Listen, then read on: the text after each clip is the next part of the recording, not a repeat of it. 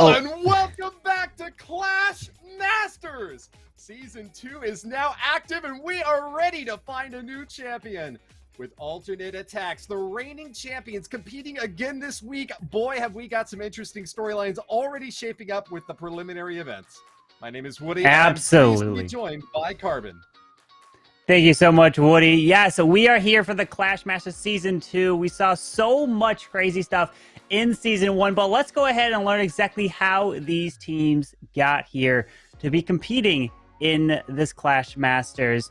And there is a ton of great stuff. But what you are is there's 4 weeks of competition, and you play in the 3 match days. And what it is, you accumulate the top 8 teams in those weeks, and they will earn points. And then after they earn their points, they are able to then make their way to the last chance qualifier. Not the world's last chance qualifiers, but in the Clash Masters. That is something completely different. The first day is off stream where they play, and then they work their way to get to the final 16 teams, the left, and then they play a second day, which was today earlier, and then they get to the top 8, which is playing right now. And then the next 2 days, we'll be finding out who is going to be earning that top spot. You're going to be getting points. Remember, just because you win this first week of Clash Masters does not mean you're guaranteed to get that final spot, but it's going to help a lot, Woody. Right, you are, Carbon. This is the very beginning of a long event. A lot of prize money out there up for grabs. $20,000 total, and every qualifier is going to have an appreciable prize to claim as well. First place gets you $1,500 in addition to those points that you mentioned there, Carbon. $750 for second, and look, even just making it to the quarterfinals, the octafinals, you can get a great prize as well. But the playoffs is where the big money is up for grabs. At the end, we've got a $5,000 prize for first place. Wow. And the rest of the prizes listed on there to follow afterwards. And a nice little $50 MVP award to give out each week. So keep an eye out for your favorite player, and you might get to see them coming home with a nice little reward of their own. Absolutely. That $5,000 of winning first place, some incredible stuff. But we saw from the first season, which was given out with the silver ticket. But season 2 here, we will not be giving out a silver ticket into the last chance qualifiers. So it is different, but still the prize pool is what these players are going to be competing for. And I cannot wait to be seeing what teams are going to be competing, because, hey, we do have a bracket that we're definitely going to want to show you guys, because that is what the matches will be coming up here today. And to start off, we have alternate attacks taking on QSFN. JX Tiger will be finding exactly who they'll be playing out very soon. And Team Bangladesh taking on Indian Clashers, and then Verdict Indians versus NGT Legends. And we did want to let you know that Queen Walkers, they did play, and they were in their war, but unfortunately, due to having a player not listed on their roster, that one attack did not count, and they did not advance because of it. You can't nullify the attack. All those players have to be listed on the roster. Fortunately, that one was not. So, but still, we're going to see some amazing action in alternate attacks taking on QSFN. We're going to be seeing them later in the alternate attacks. Will be golden ticket qualifiers who were the previous world champions, and then QSFN are going to be in the silver ticket or with the last chance qualifiers. Some amazing stuff. I cannot wait, Woody. Neither can I, Carbon. And as you mentioned there, a little bit of an unfortunate result with Queen Walkers having to drop out, but that is really important for competitive integrity to ensure that the opponents have sufficient preparation against the lineup that they're expecting to go up against. Now, you did see most of the bracket has already been shaped out, just that one missing spot between Bad Singer and Ocean Oasis Alpha that we're going to be waiting for. But as you mentioned, the bracket is really stacked. We've got some incredibly powerful teams, including the previous champion, teams that have competed on the COC esports circuit as well. So this is shaping up to be, once again, another very tight community event with some high-powered clashing for our first day, even just today. But this really does set the pace for the rest of the tournament. On weeks 2, 3, 4, we are going to be talking about that leaderboard, and the teams that are going to be at the top are the ones that are going to win today. Getting first place in the final round of the very initial qualifier is super important. So advancement today to try to get to that final tomorrow will be at the top of everyone's mind. Alternate attacks as the lead-off team against QSFN is going to have a really, really amazing war just to get things going with that golden ticket team and another team that has, of course, been over the top as well. So I think that with that, we are just about ready to hop in. Yeah, we are. And I was just receiving word about the Bazinger and Ocean Oasis Alpha match. And Ocean Oasis did get the victory on 7 seconds on that. So we will be seeing them later. But the first attack is going to be asked of alternate attacks, coming in with the a zap Lalo, it looks like, but starting off with that blimp onto the town hall and using these sneaky goblins with a combination of an earthquake to help take that down. Oh, the earth or the lightning was to help take down that single target inferno behind it. Wild ride so far from Ast. A quick and heavy hit in that top compartment. And with that one single star claim, we don't have the potential for that sort of devastating big drop that we have sometimes seen in the past from opponents. Nevertheless, Ast is going to be going for a long walk right out the gate with just the unicorn to start off with. Doesn't have any healers to back up this queen, so she really needs to stay as healthy as possible. But as soon as she takes down these 2-point defenses, she'll have a pretty long opportunity to go in here without much fire in front of her. Barbarian King and Yak are going to give a little bit more insulation for this initial entry point, and with the Royal Champion as well to get a few more buildings down here, this is going to be some really amazing value from this Sui dive. Yeah, he's looking to push his way through towards that scatter shot, but does lure out that clan castle. We have the Headhunter, Lava Hound coming over here. Baby Dragon with that Royal Champion down south, helping clear a little bit, which also should help force this queen towards the core. RC ability goes off. This queen's going to slowly make her way through this Lava Hound. Does have the poison spell to help assist. But notice about the time, Woody. We've got about just under 1 minute and 30 seconds left. Tight war. Ast is doing his best to get the gas pedal pressed down. Throws in the Lava Hounds, and here they come for the main phase of the attack. Now, these can go really quick if they've got those haste spells perfectly placed. Expect nothing less from a world champion caliber player as Ast is. First Lava Hound pops, and that is going to be some puffs coming out to try to get some additional damage on top. There's not a whole lot of help on that Lava Hound over on the left side. It's getting burned up by an Inferno Tower and a multi-target, and an air defense, but manages to survive all the way through, protecting those balloons. Big black bomb goes off, and with that, I think these balloons are going to have it. There was not enough damage on that Lava Hound out front, and they were well protected out back, Carbon. This is looking like a triple. It is indeed. These balloons have so many left up here. Finds a bunch of red air bomb towers next to that town hall, but you're not going to be stopping Ast, one of the best players in the world. Takes out that final builder hut, and he is going to have plenty of time. And I was a little bit worried. He was at about just under 1 minute 30, but those balloons move their way through so fast with those haste spells. And that is the first 3-star that we have here in the Clash Masters from alternate attacks. What a great hit there. Very nice job for Ast. That is exactly what you want to start off with, and especially with a really tough opponent in the driver's seat for the next hit. QSFN are going to need that triple to keep parity. QSFN, of course, are aware of the metagame dynamics against going up against the previous champions in this Clash Masters event, as well as a Worlds qualified team. And so even the smallest misstep here right out of the gate could be potentially fatal for them. Definitely want to see something hard and fast from this squad, not letting up any star early on in this war. But congratulations to Ast. Definitely a Laloon expert, and shows us once again why he is known for being such. Yeah, unbelievable. That's the thing with alternate attacks. They can come in with any attack strategy. They know them all. They're just going to find the perfect one for your base. So if you want to compete against them, you're going to have to put up at least 14, maybe even a perfect war to try to defeat them. Remember, all these teams are trying their best because it's a $20,000 prize pool. You want your fair share of that. But we're coming in with the first attack from Leo. He's one of the best queen charge attackers in the world, but he's not going with the queen charge here. He's coming in with that Hydra, a mix of dragons and dragon riders.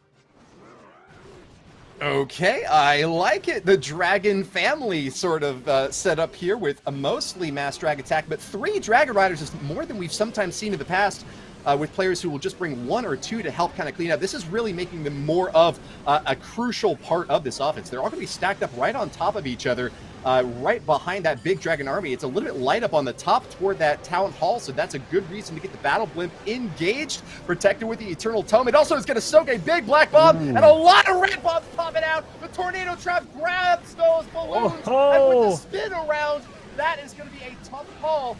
Dragon Rider does not lock the town hall. It's going for the expo instead. These balloons are going to pass for the town hall. That's a demand of a freeze. Leo's trying to get it down. And I think with the free spell, he barely does there, Carbon Fin. He does indeed. That was a perfect place tornado trap there from Vale, because he knew that there would potentially be a blimp from that location, but the investment of the freeze was worth it to help take that down. And now the Royal Champion is continuing her path around this base, and looks like he's going to have just enough to get this one done. So that shows you the strength of this attack strategy. And if you're trying to learn one at home, this is definitely one you should be keeping an eye on. The Royal Champion is going to pop her ability. He's going to skip across, take out these Arch Towers, the Tesla Tower, or Tesla, and the minion up top for cleanup with that Queen ability intact. And look at this. The Royal Champion, the Warden, the King, and the Queen are all still alive. Didn't even lose a single hero here, Woody. Excellent work to Leo. Lots of time left to remain. Probably even could have taken that town hall down if things had gotten a little bit hairy there with that free spell and the Dragon Rider. Good trap placement there for alternate attacks. Just couldn't barely make that happen. So well played to both attack and defense. It definitely tipped hard on attack there toward the end, though. So congrats there on keeping it close with alternate attacks on the 3-3. Yeah, well done. They have to keep pace with alternate attacks if QSFN wants a chance to win. They're definitely capable of doing it. They are one of the top teams right now at the top of the competitive scene in Clash of Clans.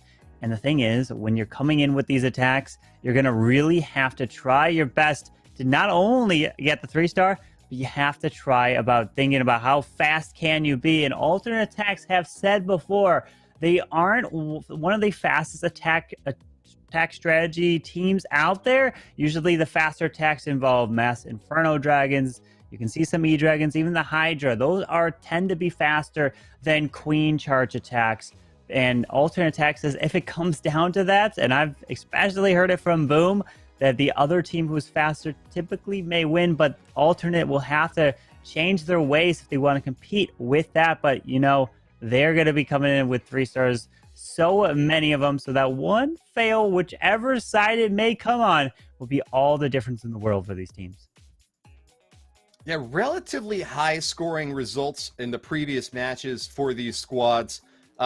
And yet, not necessarily for alternate attacks in QSFN. We don't have full info on the scoreline from QSFN last match, but alternate attacks actually missed a couple of their hits in the previous war against Hagura Metal. It was a 13-12 scoreline there. That isn't necessarily out of place for the way that these guys have played in the past, going for really hard hits later on in the tournament, using their better bases in the finals, and just sometimes kind of creeping by with the 1-star pickup. It is a bit of maybe an underplay early out the gate, but definitely never an underplay on offense. That is why we are seeing a big, heavy Pekka smash strike from Vale next with this queen charge into the bottom right compartment, grabbing several crucial buildings, including a scatter shot there. Really great pickup, and ought to be able to get this Eagle artillery down as well before it gets too much damage off Carbon. Yeah, notice how he double wall broke to get the queen into there and then out of here. Has her come back around. Definitely wants these healers to transfer off. Oh, he took some damage from that giant bomb that was next to the Eagle artillery. Here comes the log launcher, and it needs to push all the way across towards that town hall. Hopefully the Pekkas don't break out the wrong wall. Looks like they're going to the left side, But is it going to open up towards the middle multi-target Inferno here? The king is running around with the whole left side of this base. Where are these Pekkas going? As long as this queen can continue to make her way towards that town hall on the back end, we're going to have to see if the Pekkas reroute, and they do come back around. Wow, good padding here for Vale. Gets that big Eternal Tome off right as soon as a lot of damage is starting to get stacked in. He is going to have to face off against a mighty Inferno Tower set to single and the Giga Inferno on that Town Hall, though, with it being activated at 51%. Maybe it was a log launcher that actually rolled in and activated it. Queen is in a precarious position here now with 2 Inferno Towers locking onto her. That's going to be a free spell going down, but the Expo is already locked, forces out her ability. She is having a lot of trouble cracking through these defenses. Another free spell comes down. That's the last one Vale's got. Can he get this Town Hall down? I don't think so. No way. No. I just talked about it before. And which player is going to fail first or which team? And this, I don't think there's no way he can get this Town Hall. I don't know how much health this Town Hall has. But I think it's like almost full here. And this world champion is no way. Plus the defending king is standing next to it. We have a 1-star here, Woody. What on earth have we just witnessed? The fall of a giant. Hold on. Can the Royal Champion do it? No, she locks the Wizard Tower first. That's going to be a big drop. Maybe, just maybe, if she had got the lock first on the Town Hall, she could have gone in there and got some damage done, but no. Well, that was a risky play. I like to see it with the log launcher coming out for a big long haul slog, but that really needs to be planned perfectly, and ideally with a plan B in case things don't go your way on the rip. So nice queen walk to begin with, but I think an under preparation for the midsection left him really short. And with that 1-star, QSFN are going to pull far ahead, Carbon. Yeah, it was unfortunate there. And that's the risk that you take from attacking from the opposite side of the Town Hall, sending the log launcher all the way from the bottom side. And it results in the 1-star that you do see on the screen, the 77% right there. And we've seen it. We've talked about it many times before. Like, man, they are taking the risk. They're going for it. And a lot of times it pays off. They make their way all the way through. And sometimes it's even a crushing attack. But I don't know if I would be a player that takes that risk. I would always have in the back of my mind, okay, I got to send maybe the blimp to try to secure the Town Hall or send my queen or something to make sure that goes down. But in this time, Vale just wasn't able to push the Super Wizards all the way there. A lot of them got taken out very early to those giant bombs. Well, that would be very cautious, very smart, well adjusted, but wouldn't necessarily get the win here. We know that these guys like to play risky plays on occasion. It is a rarity to see them come away with just a 1-star, though.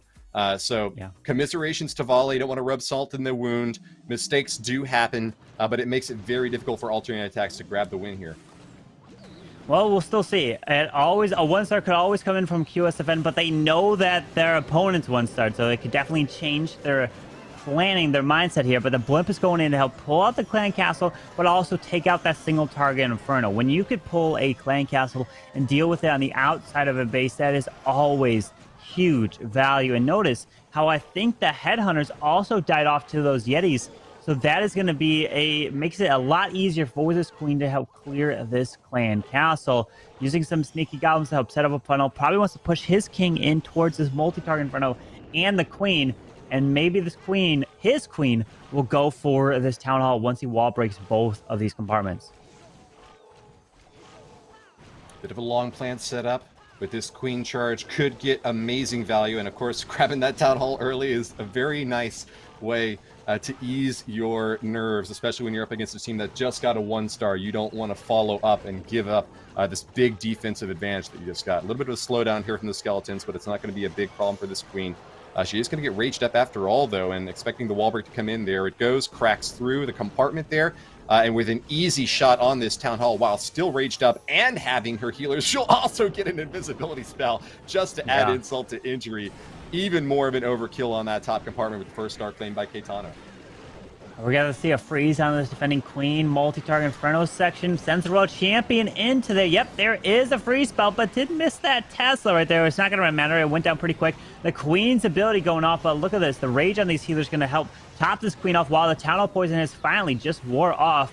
Now this world champion is helping extend this funnel here in the super wall break is going to open up. Ooh, no, it does not. I was thinking it might go into the middle towards that multi-target Inferno, but here comes the Dragon Riders to the bottom side, moving in right behind this Lava Hound, which actually not the, oh, is that was one Dragon Rider. It's a Lalo, actually. The balloons are flying in. I was like, wait a second. Are we seeing Lava Hound with Dragon Riders coming into this section, but the Queen takes out the enemy Royal Champion. And look at his RC. She's still up going to that middle multi-target Inferno over there. No, she got distracted by those skeletons in the sky.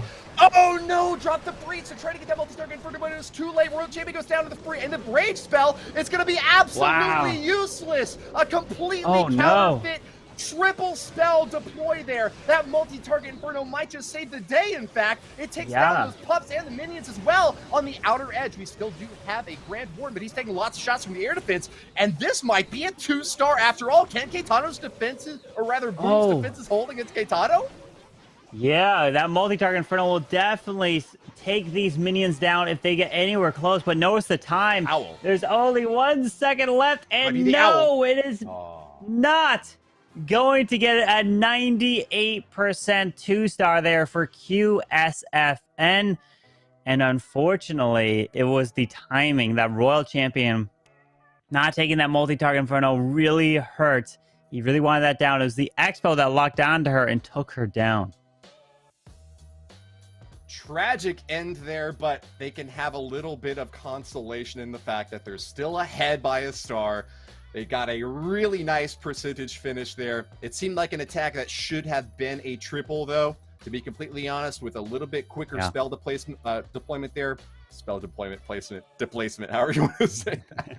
A free spell on the multi-target Inferno, just a second and a half a second sooner, keeps the Royal Champion alive. Of course, the Rage spell could have done the same thing to keep him back up. So, well done there to Caetano of QSFN with a high 2-star, but just missing that 3 ain't gonna hurt them much. No, it definitely was. It's going to help with their percentage as well. But we're going to see if Sir Iron of Alternate Attacks can turn around the previous 1-star from them. We've got ourselves with this Queen charge coming in towards this Town Hall. Well, let's see. He does have 4 super wall breakers here. Unless he's just going to walk this Queen away from the Town Hall and then maybe send a King in after it, after the Queen passes on by here.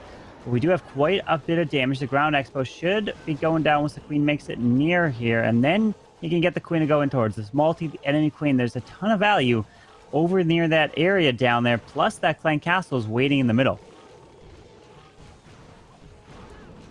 Queen with the Unicorn and big healer support. 4 rage spells to drop here. And that really indicates to me that Sir Iron knows that this is going to be a long fight for this Queen. She has got a lot of places to go here, and with a couple additional wall breakers, could try to crack an additional compartment, but might even just be holding that for the Barbarian King. 1 minute into the attack already, then we've only got 19% of the base down. This is going to really demand some extraordinary value out of the Queen. Does crack that left side compartment there for the Town Hall, though. Yeah, but notice that multi-target Inferno did a lot of damage to his healers, so he's at risk. Right now, if he finds a handful of red air bombs, those healers will go down. But here comes the Hog Rider to maybe pull a tornado trap or even ground skeletons. And look at that brilliant use there. So the King won't get slowed up and he can easily clear this Town Hall here. Very good strike over here. Also pulling damage off of the main pack with the target onto the Barb King early on. Can they get protected from this Eagle Artillery coming down? Yeah, it's just going to be locked onto a Dragon Rider. Very good news for those loons that definitely don't want to be soaking all that splash damage early on. 1 minute for the attack, and Sir Iron is just about to hit that 2-star mark. Archer Queen takes a lot of damage, though. Forces out the ability from her. Yes. She's cracking through another layer of walls, but she's got the lock on there from that Expo. She's healthy once again, Carbon. Yep, she is, but it's looking pretty solid here. Freezes up the top air defense. Multi-target Inferno goes down. The Headhunters cleared the enemy Royal Champion. His RC is even still up with her ability. Should be able to help finish these final defenses off. Sir Iron, what a beautiful attack. The Tornado Trap was actually on the other side of the Town Hall. And that King clearing that area right there allowed the Dragon Riders then to come in from the right side. Move straight towards that Eagle Artillery section. Queen is even still alive. and going to help finish off the cleanup of the space with just about 13 seconds left. Should have enough time. The Dragon Rider splits off here. The Queen gets that final building there, and Sir Iron of Alternate Attacks does indeed get the 3-star. Excellent work to Sir Iron, trying to salvage this opportunity for Alternate Attacks to stay on top in week number 1. With a triple there, they've still got some hope with QSFN's 2-star on that last run. But as you can see, only a 2-star advantage from that additional attack that they've put up there, and the percentage is not going to be what they need to win a tie. So they need to keep triples all the way through the next 2 attacks and hope that they can get that defense to bulk up once again against QSFN. Absolutely. They're going to have to see if their defenses can hold, because that 1-star from Alternate Attacks is going to be the deal breaker. We're going to have to see if defenses, if they can continue to hold against those 2-stars, or will QSFN keep coming in with 3 stars of their own. It's going to come in with the next attack. Sir Iron, it was a beautiful Queen charge into Dragon Riders. What we're going to see, are we going to see another ground attack? Are we going to see an air attack? We've been seeing a mix of both, but what do you think, Woody? If you had to predict, what would be your guess what we may see next? Air, definitely air. Air? I mean, we have seen one Pekka strike, Pekka smash strike, but air, and probably if you were to press me on it, I would say a Lalo again. We've seen great success with those in the past. I think Dragon Rider tends to be a bit more of a spammy hit early on in the war. Just drop it all in as fast as you can and kind of hope for the best, whereas Lalo winds up being a bit more of the well-planned, executed tactical strike. And especially if we're already seeing Lalos in the early war, seeing them again in the mid-wars, good chance. Yeah, and let's see, it is, it's actually not. It is with the Pekka Smash here, taking it to the ground. But notice, it's not your typical Pekka Smash. We've got the incorporation of the Bat Spells here, Woody. So let's see what Giovanni can come in with. We have to keep our eyes on where the splash damage is. It looks like the Warden's going up to the multi-target Inferno up top at 12. We do have a single target Inferno over towards 3 o'clock. So maybe we may see some bats come from over there.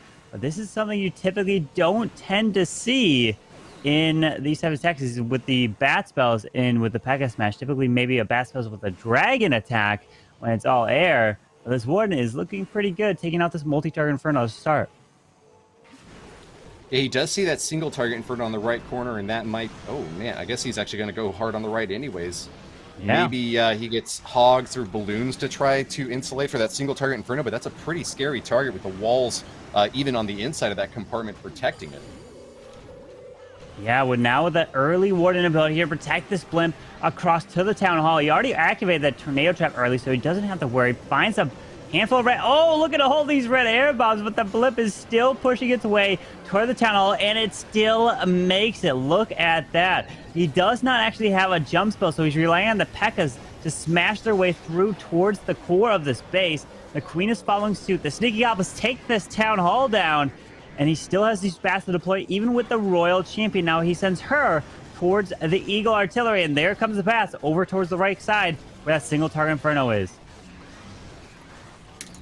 Super heavy in the middle with just a Queen. He's gutted this base. Pekkas are starting to fan out in the opposite direction, and that's good news for Giovanni. He'll be able to get that damage a little bit more distributed. Bats have finally finished off over on the right side and are making their way to the bottom, but the Wizard Tower on the bats! Oh, wait, but he still has his Royal Champion, though. What he did, though, was he was focused on the Eagle Artillery, and because it did lock onto his bats, but they got within the Eagle Artillery range there, so they didn't get hit. But the Royal Champion is now getting pulled off to these skeletons down here. He still has 2 phrases. The RC ability should still be enough to finish this off, I imagine.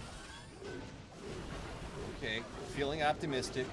Time is a little bit of an issue with those 2 structures still up on the right, but the minions might be able to get those sniped down. We've got a couple of wizards that were hot dropped, but caught those Teslas and soaked a lot of lightning. Giovanni gets that last... Actually, he's got another freeze out ready. But yeah, this is looking like a very successful strike. Giovanni looking good here. And remember, if this attack failed, then it would have been all tied up. But it's going to keep them with the lead here. They're going to be 8 stars to 7 at the moment with the average destruction percentage as well. So they've got kind of the tiebreaker right there, which is going to be huge, especially if it's tied up on stars. We're going to have to see which team will it come down to. Will alternate attacks keep 3 stars rolling in after the 1 star they had earlier? Or will QSFN keep it going, keep the pressure on, and try to advance here to the next round? But now we have Boom, the captain of alternate attacks, coming in with a Blizzard Lalo, dropping this blimp, finding some Seeking Air Mines, but should easily be able to take that down. And we've got some waiting on the Rage and the Invisibility spell, because he probably has 3 Super Wizards instead of your typical 4. Very interesting start here from Boom, and we'd expect nothing less on this massive Blizzard hit. Does encounter a Giant Bomb, and that's bad news for the Super Wizard down there. Does he finish off this single target Inferno? No, he doesn't. Carbon, that could be doom for a Lava Hound later on, or even a hero. Yeah, well, luckily that single target Inferno is damaged a little bit, so he doesn't have to worry about it being full health. He can help take it down a little bit quicker once he approaches it with potentially balloons or something. But the king is making his way left. The queen should be getting healed back up by this unicorn slowly.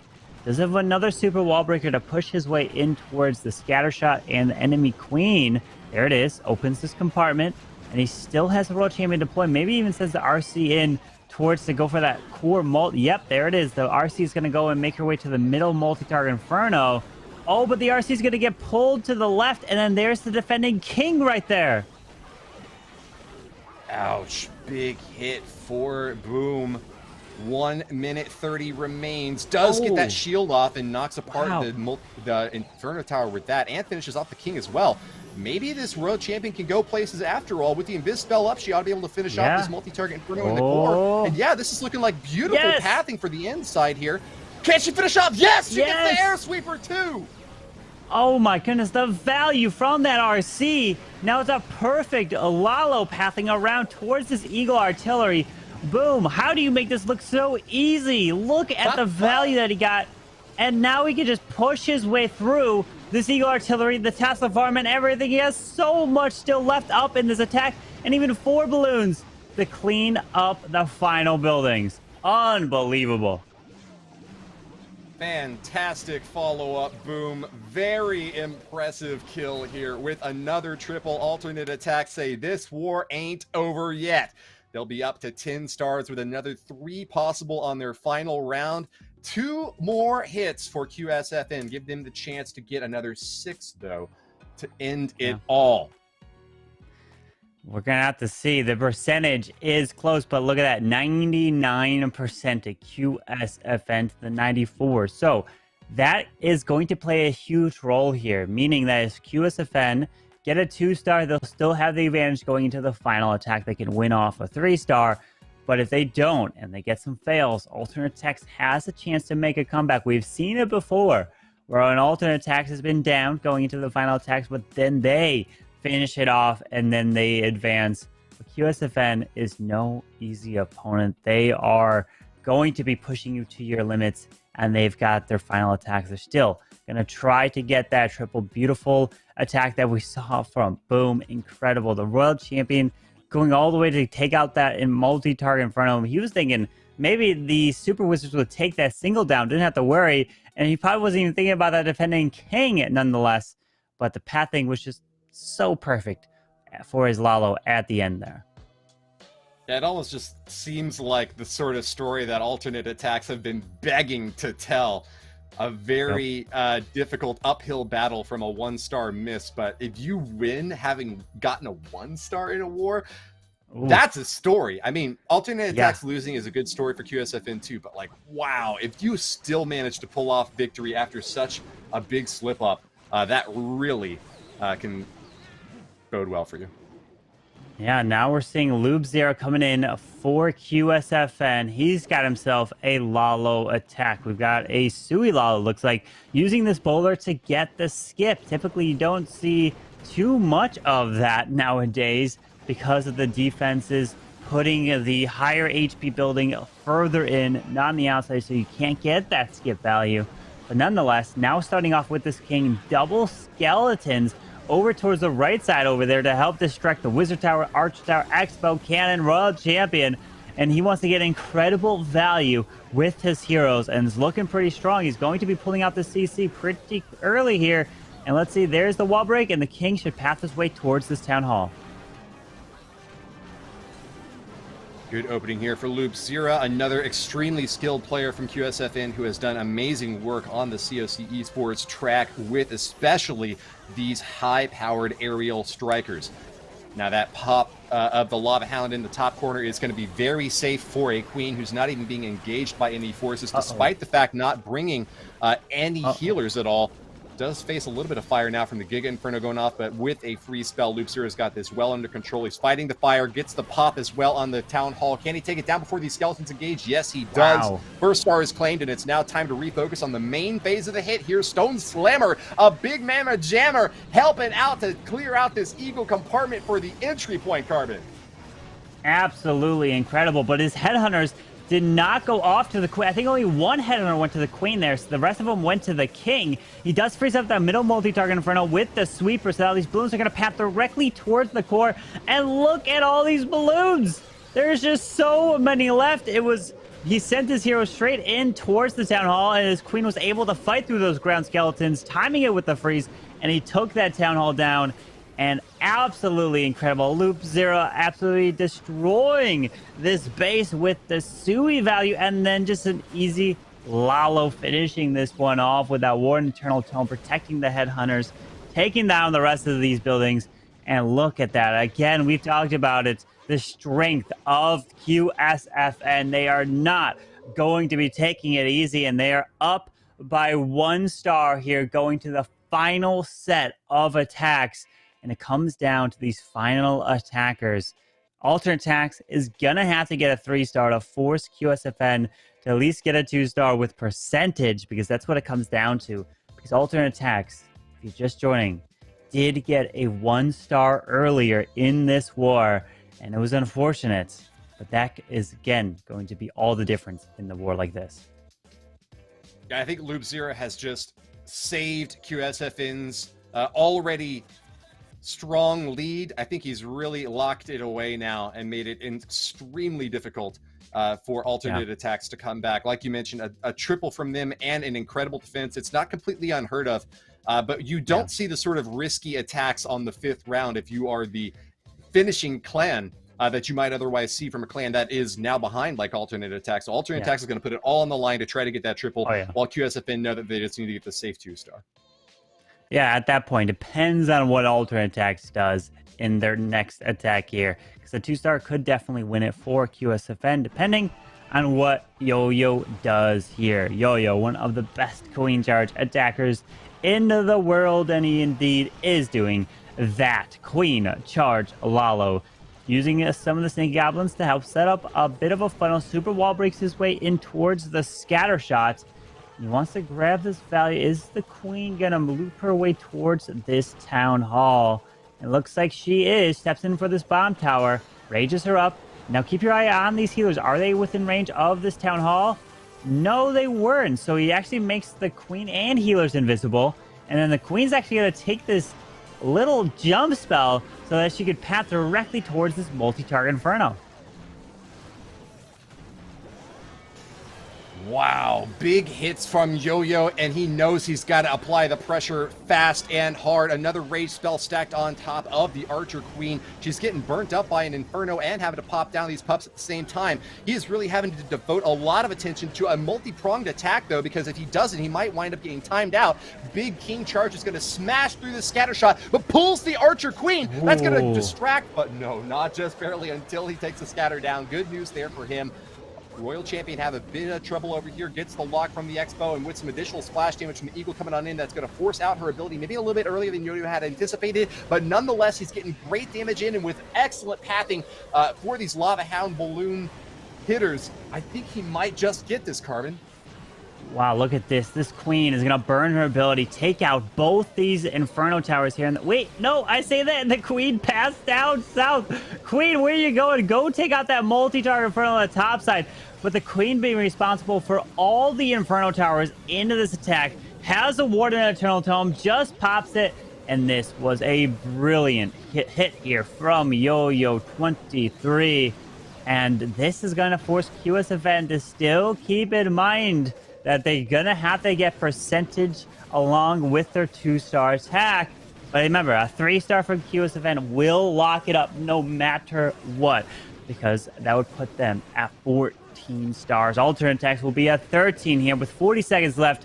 Their final buildings, the gold storage at the top side, is not going to stop this attack with just over 30 seconds left to make his way there. Brilliant queen charge. That jump spell being used right there on the outside to jump over that awkward wall placement there so the queen doesn't walk around. The healers get hit by that multi-target inferno was a really nice use of the jump there. But now it comes down to QSFN. If they get a decent enough percentage 2-star on this, they will be advancing and knocking out alternate attacks. Very exciting deploy there, and alternate attacks does do their best, and they get that triple in the end. The 13 stars, the best that they can put up once again, following up from their performance against Haguri Metal. A nice solid 95.4% average destruction, which is going to be enough to defeat most opponents. But in this event, I don't think that it is going to be enough, Carbon. Yeah, to think about that, you're looking at the score right down there, and it shows 13 for alternate attacks. Well, it should be 14, but a 1-star is what brought alternate attacks back down, and that is going to make all the difference in the world. I talked about it when this war started. When you're playing up against alternate attacks, you're going to have to be getting 14-star wars or even a perfect war. But a 14-star war would win this one right here against them. But QSFN, stay focused, because still anything can happen in a final attack. We've seen it happen before, or a final attack be a 1-star. But when you know exactly what you need to get, that can really help the last player of your team really shoot for that and try to pick off every single critical building. Yeah, this is kind of the one time in a war when going second is of extremely high value. Oftentimes, it's kind of a toss-up whether you want to go first or second, starting off the pacing or responding. I think most teams would prefer to follow rather than to lead. But as a following team, there is no better time to leverage your positioning than as P. Castro will right now for QSFN against a really spread out base from Yo-Yo all the way to the edges. And that lets for a pretty compact setup on the interior. Lots of really small compartments to have to handle. P. Castro says, I don't want anything to do with this little wall action going on. So instead, we're going to be flying high up top with the lava loon setup. We do see some air expos set up in the center, as well as a split between multi and single target inferno. So it is going to be a careful shot here. 2 air sweepers facing opposite directions on the top and bottom. So with a strikeout on the left and then maybe a La Loon from the right, I think P. Castro is going to be well set up with a triple. Yeah, and taking notice at the bottom right side of the screen where it says the percentage for QSFN. Right now it's at 81.8. That slowly is ticking up, getting closer to the 95.4. Once it gets to the 95.5% with that 2-star, you will know QSFN will have the victory. But they took out the town hall, did pop this lava hound. There is the poison spell to help clear these lava pups. Ooh, he doesn't take them all. Okay, there it is. Okay, he did finally just take them all down. And now here comes the Lalo. Does have the Lava Hound. He has 2 invisibility spells to use. But typically, you tend to use those invisibility spells with your heroes, and he's not doing that. But look at these balloons coming in from every different direction of this base here.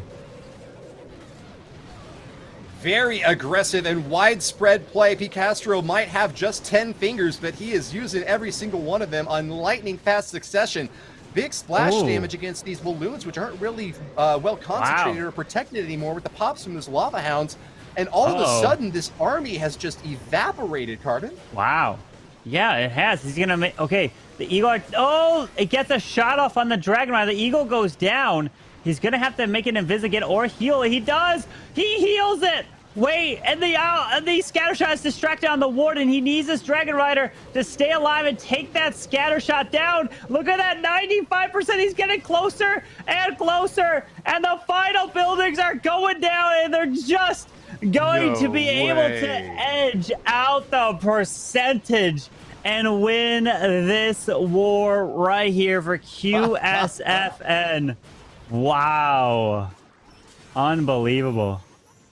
Great finish here from Pekka, and he's not even done yet. Drops the invis to keep that warden safe. Does look like he might get zapped down yet by the enemy wizard tower there, but yep, that is going to be the percentage that they need. And congratulations to Alternate Attacks for making it to this round and for putting up a great fight against QSFN. Actually wound up being quite closer on the percentage than I expected, with a potential 3-star finish. But as we mentioned earlier, Pekka knew he just had to get the 2-star with a high percentage, so he may have altered his attack a little bit there.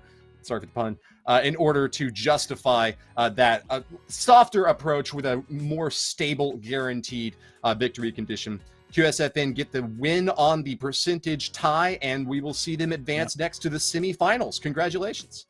Yes, absolutely. QSFN will be advancing, and pretty sure maybe we can take a look at the bracket to show everyone what the matches are to come. And here it is, QSFN advancing to the semis. The next match is going to be JX Tiger versus Ocean Oasis Alpha. And then we have Team Bangladesh versus Indian Clashers, and then Verdict Indians versus NGT Legends. Man, we've got some amazing matches coming up here, Woody. Cannot wait to see what we're going to be witnessing. Boy, do we. What a bracket to behold. Clash Masters is going to be going right into the next match. Our war is going to be starting in just 3.5 minutes. So let us know what you think in the chat about that last encounter between Alternate Attacks and QSFN. What might be described as small upset victory for QSFN over the world champions and a squad that won the Clash Masters Championship in the previous season. So are we going to be writing a new story? Do we have a new Ascendant World Champion squad, a team that has shown up at esports events time and again and is looking to take a stab at Alternate Attacks? They get a good gutting right there, but haven't dealt the finishing blow yet. That's a drama yet to unfold in the coming weeks. But the first pickup here in the second season is going to be for QSFN. Yeah, and maybe we could take a look at the prize pool. If you're also just joining, you're like, what is the Clash Masters and how much money is on the line? Well, $20,000 here is going to be part of the prizing for Clash Masters, and there's multiple weeks. If you come in first place throughout it all, you're going to be taking home $5,000, and second place will be $2,500 overall. But look, each of these qualifiers and the teams competing right now in this tournament are competing for first place on the left side for $1,500. That's still a really nice prize if you're going to win one of these qualifiers here, Woody. Yeah, it certainly is. A lot of money up for grabs in Clash Masters, and a lot to celebrate for QSFN off of that first war. But like we said, we've got the next one coming out without any break. So in addition to your commentary, your insights on the last round between QSFN and Alternate Attacks, be sure to let us know what you think is going to be happening between JX Tiger, bit more successful so far on the esports circuit and have seen them around, and up against Ocean Oasis, another great team that, having got success earlier on, we would expect to see them do quite well again. They beat Bad Zinger in a 13-13 tie, just like the same match that we just saw. And so this is going to be another great one coming up. But the thing, like you mentioned, Ocean Oasis won on the tie. It was 13-13, exact tie. They won by 7-second average duration.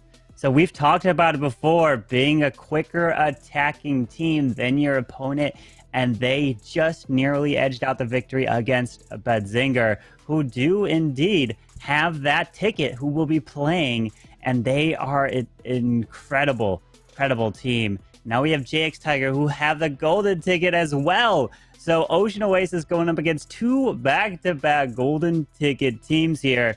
What a way to try to advance, to try to get to the semifinals here in the Clash Masters.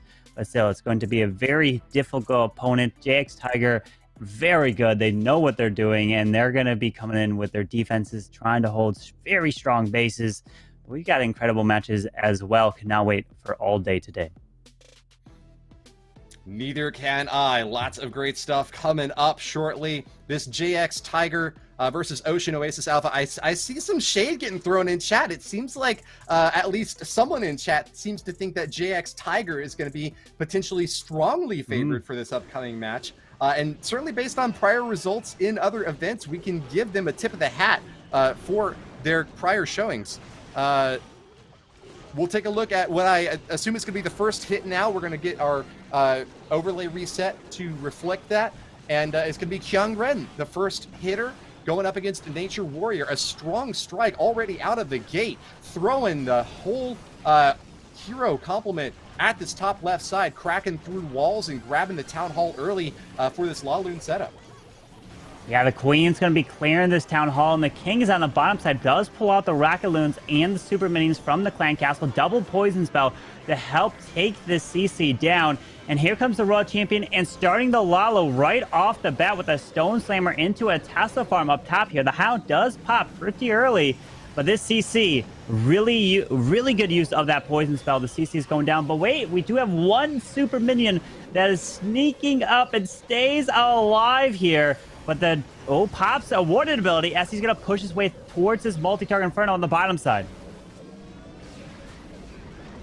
Big Tornado Trap catches those loons with a slowdown. They also catch a Black Mine, but that's not going to hurt them too much. Instead, it's going to be great support from this Grand Warden, still moving in hot to keep them all safe from so much splash damage. Wizard Tower striking them. Eagle Artillery, one of the last hits, but it's not hitting the balloons, and that means that they are going to have free reign across the bottom compartment. Plenty of time for cleanup. A decisive win in the first attack by JX Tiger.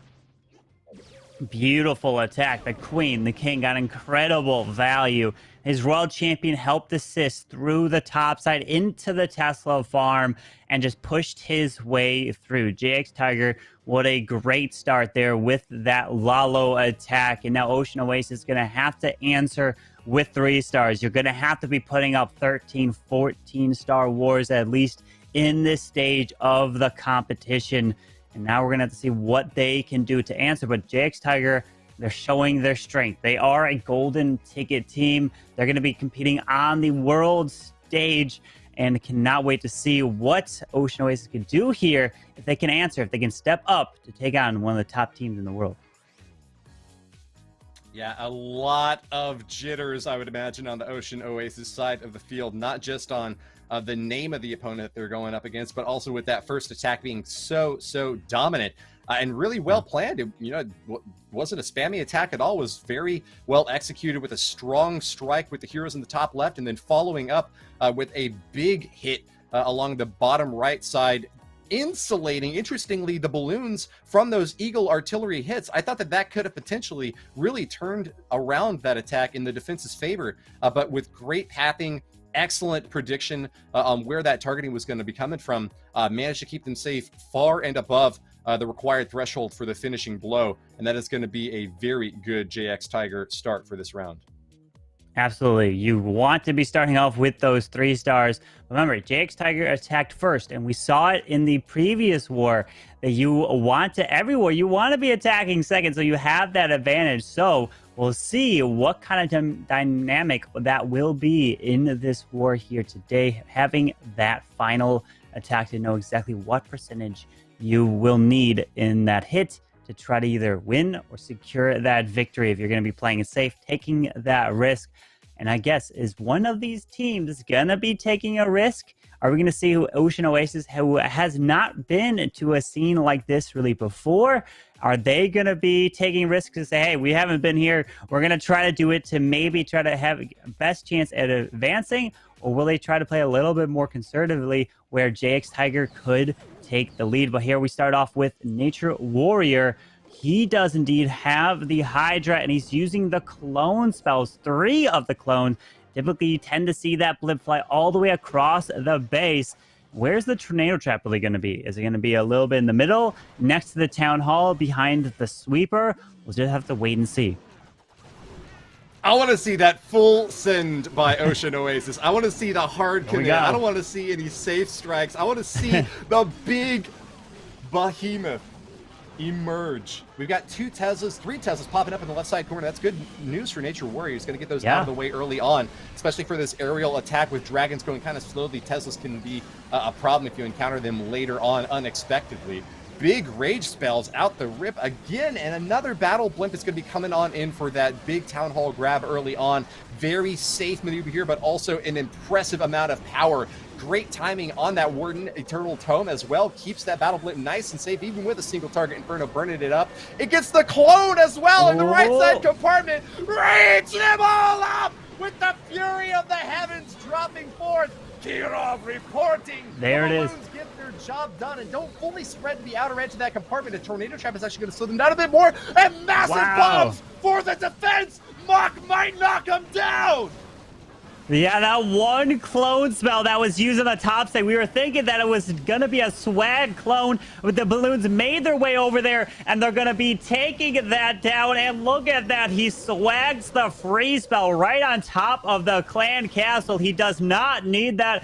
And this is a crushing attack here today, taking down this first base of JX Tiger. Nature Warrior, he got tripled, but he came back with the answer to be getting that 3-star of his own to put Ocean Oasis technically in the lead with the average attack durations all tied up on stars and percentage. But they won their previous war over Zinger by an average of 7 seconds. It was an exact tie war, which is incredible. So we're going to see a back and forth war here today in this Clash Masters. Cannot wait to see what the answer from JX Tiger is going to be in their next attack. What a thrilling follow-up, and yeah, that makes us really excited to see the next stage. This is not going to be a snoozer at all, but instead you will be on the edge of your seat potentially throughout the whole thing of this, as Ocean Oasis is an ascendant team now, rising to the challenge of going up against a golden ticket squad. Seeing that big heat out of the beginning really bodes well for them.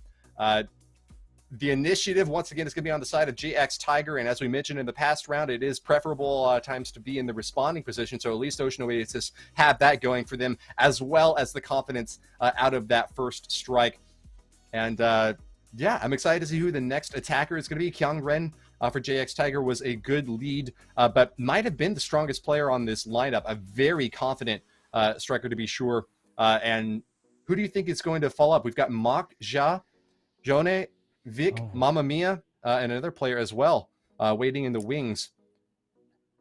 Yeah, well, to be honest, I have no clue who could be going next for JX Tiger. I don't know, essentially. I haven't covered too many of the wars to really know their lineups. Like a lot of other teams that I've covered, typically you tend to see the same players in the same order, or maybe switches around a little bit. But here we go. We have JX Tiger, and then we have SY looking to come in with that Queen Charged Dragon Rider. We're going to see the Queen going to be going towards this town hall. It looks like she's going to walk to the bottom side, not exactly charged in it just yet. There's a super wall breaker, and maybe wall break again. Will it go and open this multi-target Inferno compartment? Yes, it does. And it actually just barely opens up access to be able to snipe that town hall with this Queen. Oh, he makes it invisible, but the Queen, she goes down to the cannon. The pathing, unfortunate. So where is she going to be going now? Uh-oh. Oh, no. Potential disaster for Jacques. And can he recover, though? Unicorn's taking a lot of splash damage from this scatter shot, and it goes down. That's going to be a lot more damage stacked on top of this Queen that she can't really survive, forcing out potentially that additional Barbarian King charger from the bottom left corner, trying to take care of this multi-target Inferno, but it is going to burn those healers to a crisp. They are barely alive, and maybe even a red bomb could knock him out at this point. He has got to be extremely careful with the follow-up now. Yeah, this Queen's on the bottom side. Luckily, these healers are still alive, keeping the Queen up, but she's taking a lot of damage from the Expo. There's the Rage spell. She still has her ability. The Blimp is pushing in towards the Town Hall. There's another Rage to help secure that. There was balloons and a Dragon Rider inside of there. And now the Lava Hound does go over the Queen, but the Eagle Artillery locks down the Queen's ability, but the Queen, will she be able to stay alive? She does indeed, but the Archer Tower and these pups are going to be slowly picking off these healers. There's the poison spell, and here comes the Grand Warden Internal Tome protecting these Dragon Riders on the top side of the base. We still have the multi-target Inferno standing in the middle of the base. The Queen just goes down, and a Tesla Farm just pops up next to that Eagle Artillery. Terrifying positioning here for Ja. He's going to have an easy strike at that single target Inferno, but the multi in the core right next to that air sweeper is going to be a bit more tricky. Thank goodness the Royal Champion gets a bit of a dodge off there to go sweeping over to the other edge, tosses her shield out there with the forced ability and knocks apart this left side compartment. Distraction in the center though with skeletons coming on out, and there is going to be no way that Ja can hope for the triple at this point. A very low percentage 2-star, in fact, to finish things off. And this is a terrifying drop for JX Tiger, the leading team, but unable to get their big entry.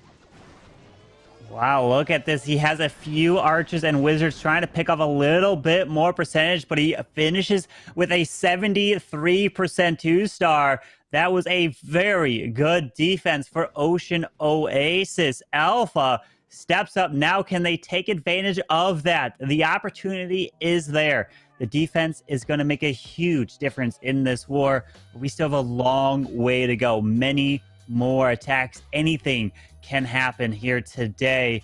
But that was the Queen walking around, tried to save it with an invisibility spell to reroute the Queen, but she did not want to walk in towards that multi-target Inferno. It's just the bottom defenses were just a bit too close to that Queen, so she just walked around. He tried to save it, sending the King in with the blimp, but things really fell apart quickly, and that is a huge advantage right now for Ocean Oasis. Now, what's the next attack? Is it going to be another drag clone attack? Or are we going to see something completely different? We're going to have to really keep our eye on what they're going for, because Ocean Oasis, this could be a thing to JX Tiger. They haven't really played this team before, so they may not know what to expect. They've played many other of the pro teams that have been there, so that really could play a role of what you want to put in your side of your clan castle, maybe the type of defending bases. But for a team that you've not seen before, it's a lot harder to really it's just a guessing game at that point.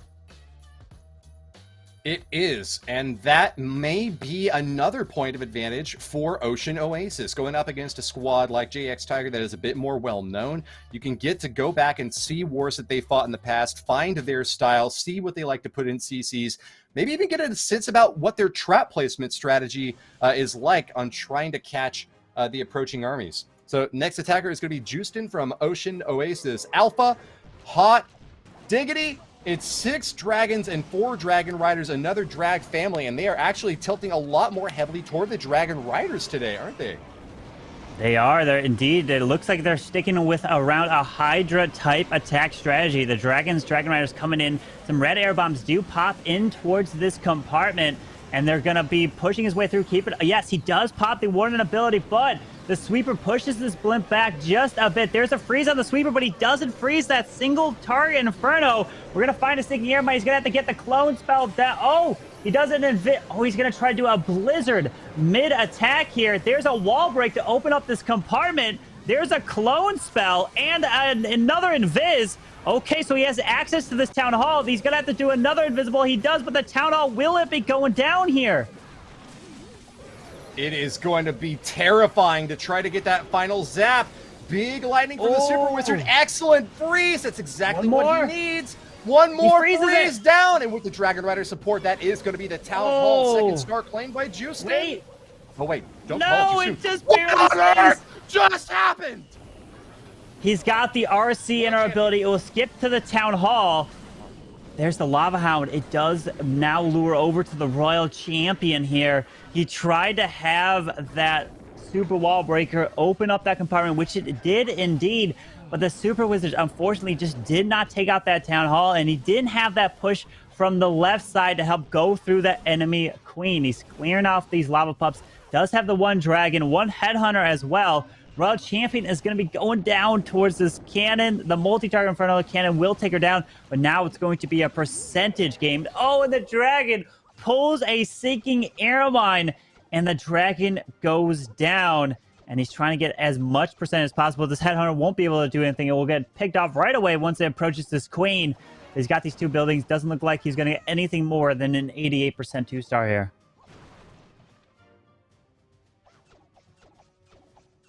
Short of the triple, and that is exactly what JX Tiger were hoping for. They get to breathe a sigh of relief. A little bit of an opportunity now to get back in that comfortable position ahead, but Ocean Oasis Alpha will have the percentage lead on an 88% relative to the mid-60s that we saw from JX Tiger.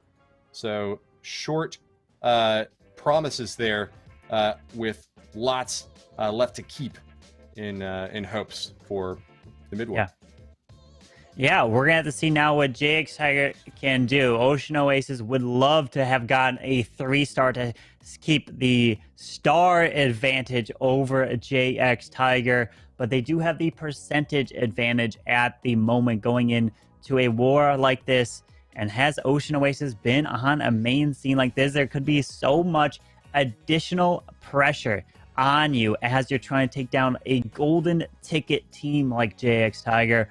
But JX Tiger have the experience. They know what they're doing here, and it's going to be a very difficult road for Ocean Oasis, but we'll see if they can do it. We have many attacks still to come, but Woody, we're going to have to really try to see what we've done it before. We try to predict what types of attacks, and well, actually, the next attack is in. I mean, if I asked you again, what do you think is going to come in? And we said maybe Dragons or damn attack. No, right? It's the Pekka Smash, and he decides to come in with these Super Wizards. And we've seen it before where a Pekka Smash has resulted in a 1-star where you attack from the opposite side of the Town Hall. And it looks like this is what's happening here in this attack from Vic. Is he going to switch off to a log launcher, or is he going to keep with that siege barracks?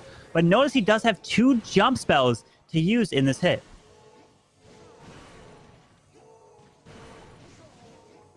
Slow start. Vic knows he's going to have to put the gas pedal on with this Pekka Smash. He's got 2 jump spells, but a lot of compartments to chop through here yet still. Triple Rage and Quad Freeze to complement this entry point. Barbarian King helps out a little bit with a funnel over on the left side, and we'll be able to grab that multi-target Inferno as well. We've even got 2 Witches here to back up this big smash, so that's going to be some nice spread out damage to help out these Pekkas, which are going to be otherwise pretty heavily concentrated. Super big, bulky CC, and there's no poison spell for it whatsoever, Carbon.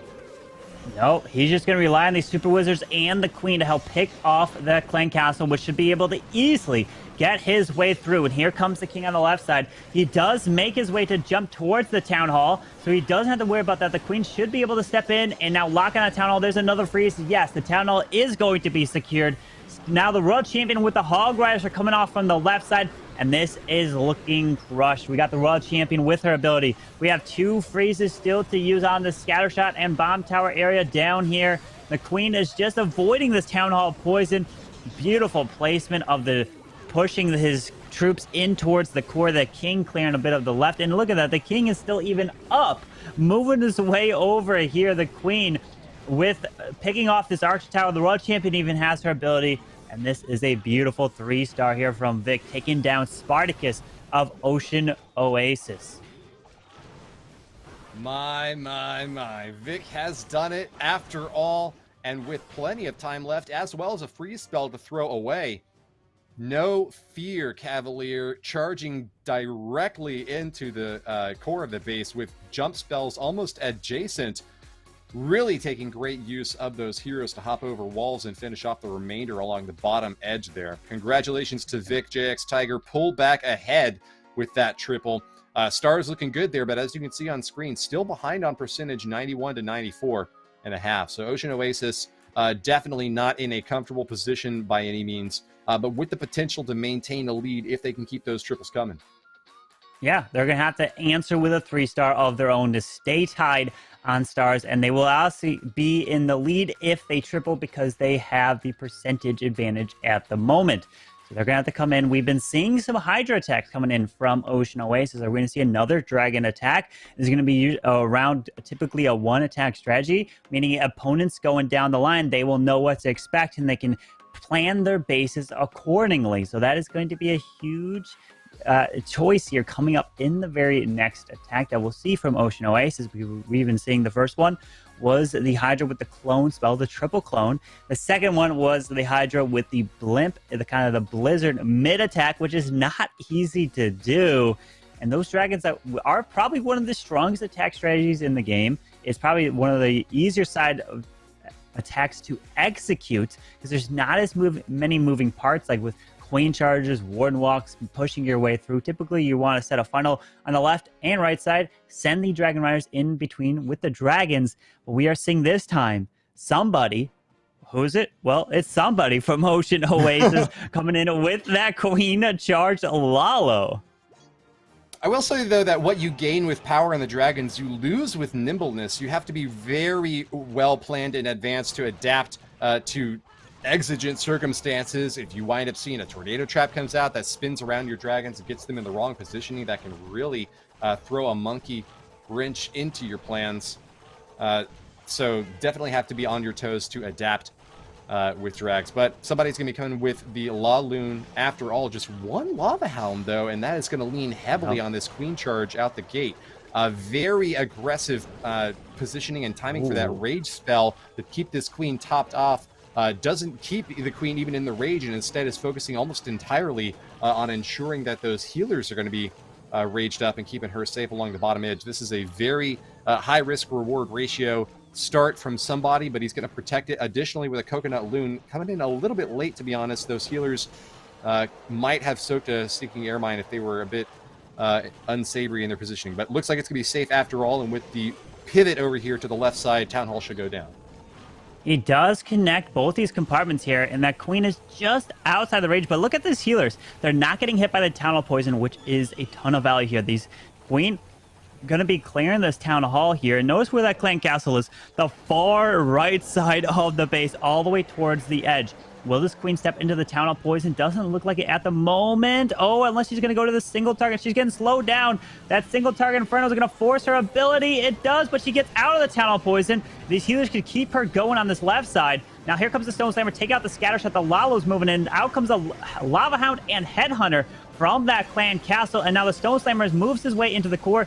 Oh, is that a free spell that he ended up using? Rage? He doesn't. He did freeze up that single target Inferno, but the queen goes down. The Warden Eternal Tome protects that Stone Slammer, which actually can be huge value as he continues his way around.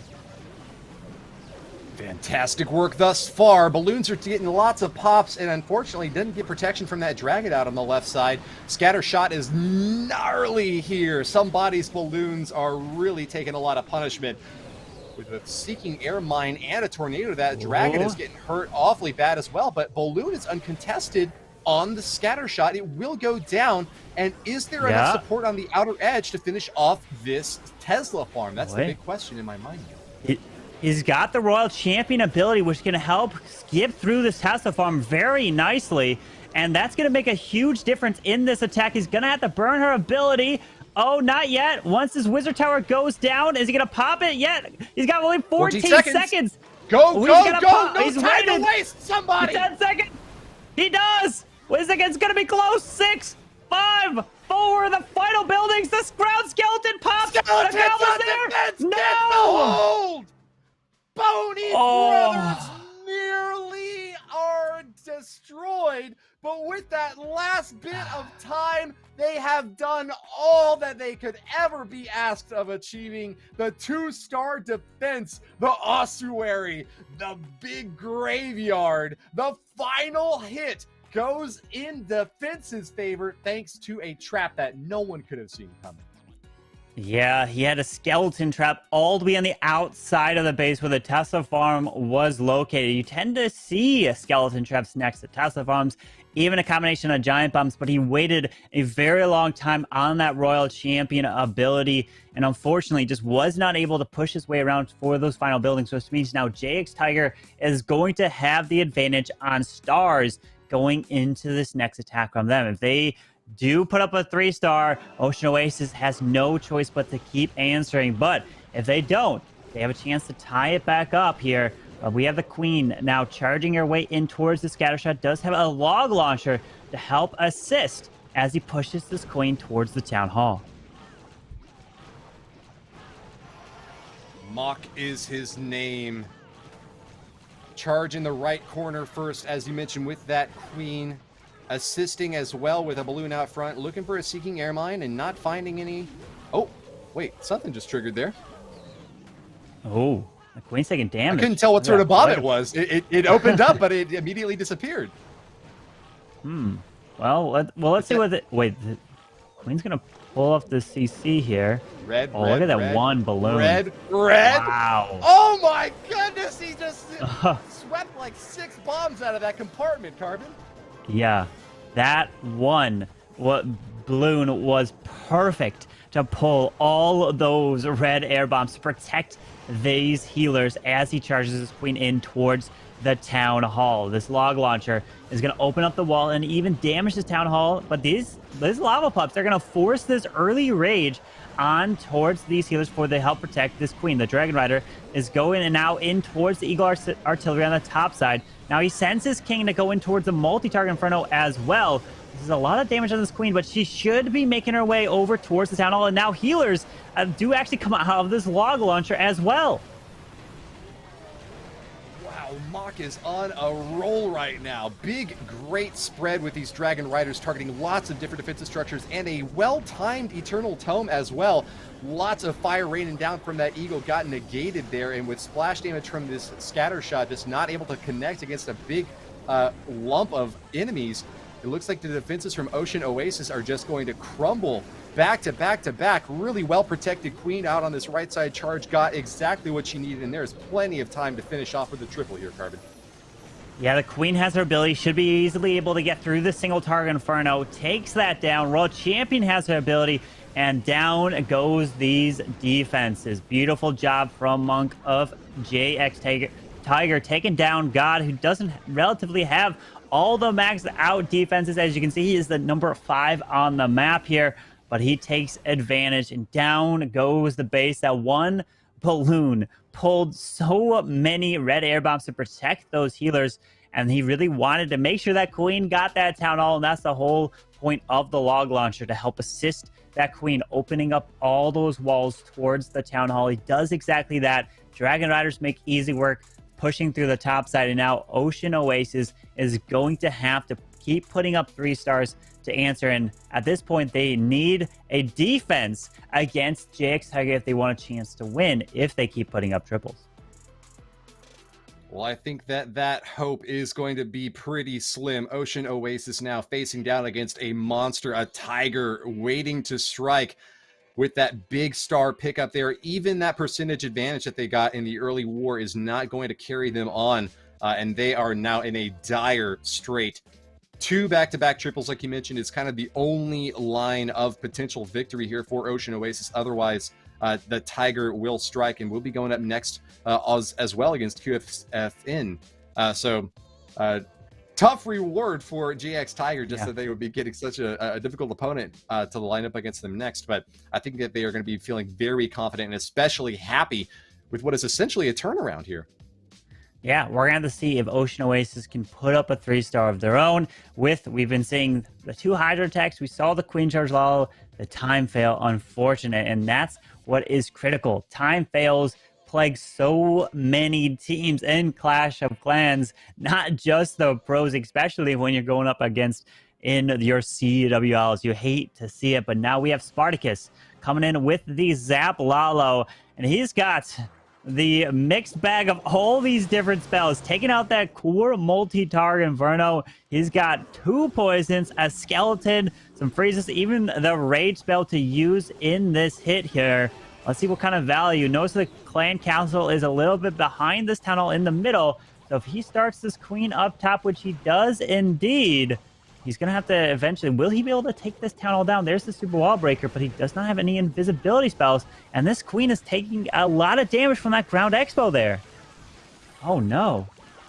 Forces out the ability, and that is really a big surprise. It looks like Spartacus had hoped that that Ice Golem would do a little bit more work out there protecting her, but even that freeze is going to keep her safe from the cannon and the Expo set to ground right next, which has just been clicking away the entire time. Distraction skeletons are even more of a problem, and now this poor unicorn's about to get zapped down.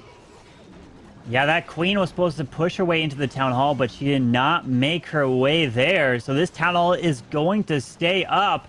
Now the King is pushing his way towards the Scatter Shot, but that Tesla Farm and that ground expo locking onto the queen. Needed like a golem or something in there, but here comes the royal champion.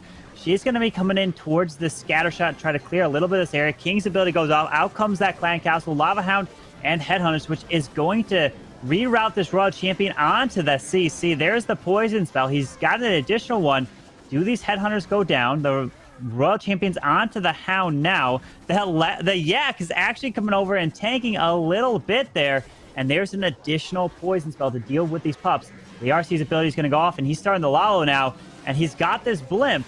We may see some sneaky goblins or something inside of there, but the Eagle Artillery locks onto a clump of these loons to do damage, but this Royal Champion is just barely actually still alive. Spartacus charging hard. Big clump still alive, like you mentioned there on the bottom, but a bit of a spread strike here. Gets the second drop of these loons now, and they're going against that bottom section. Holds on to the battle blimp because he needs it for that town hall finish in the end.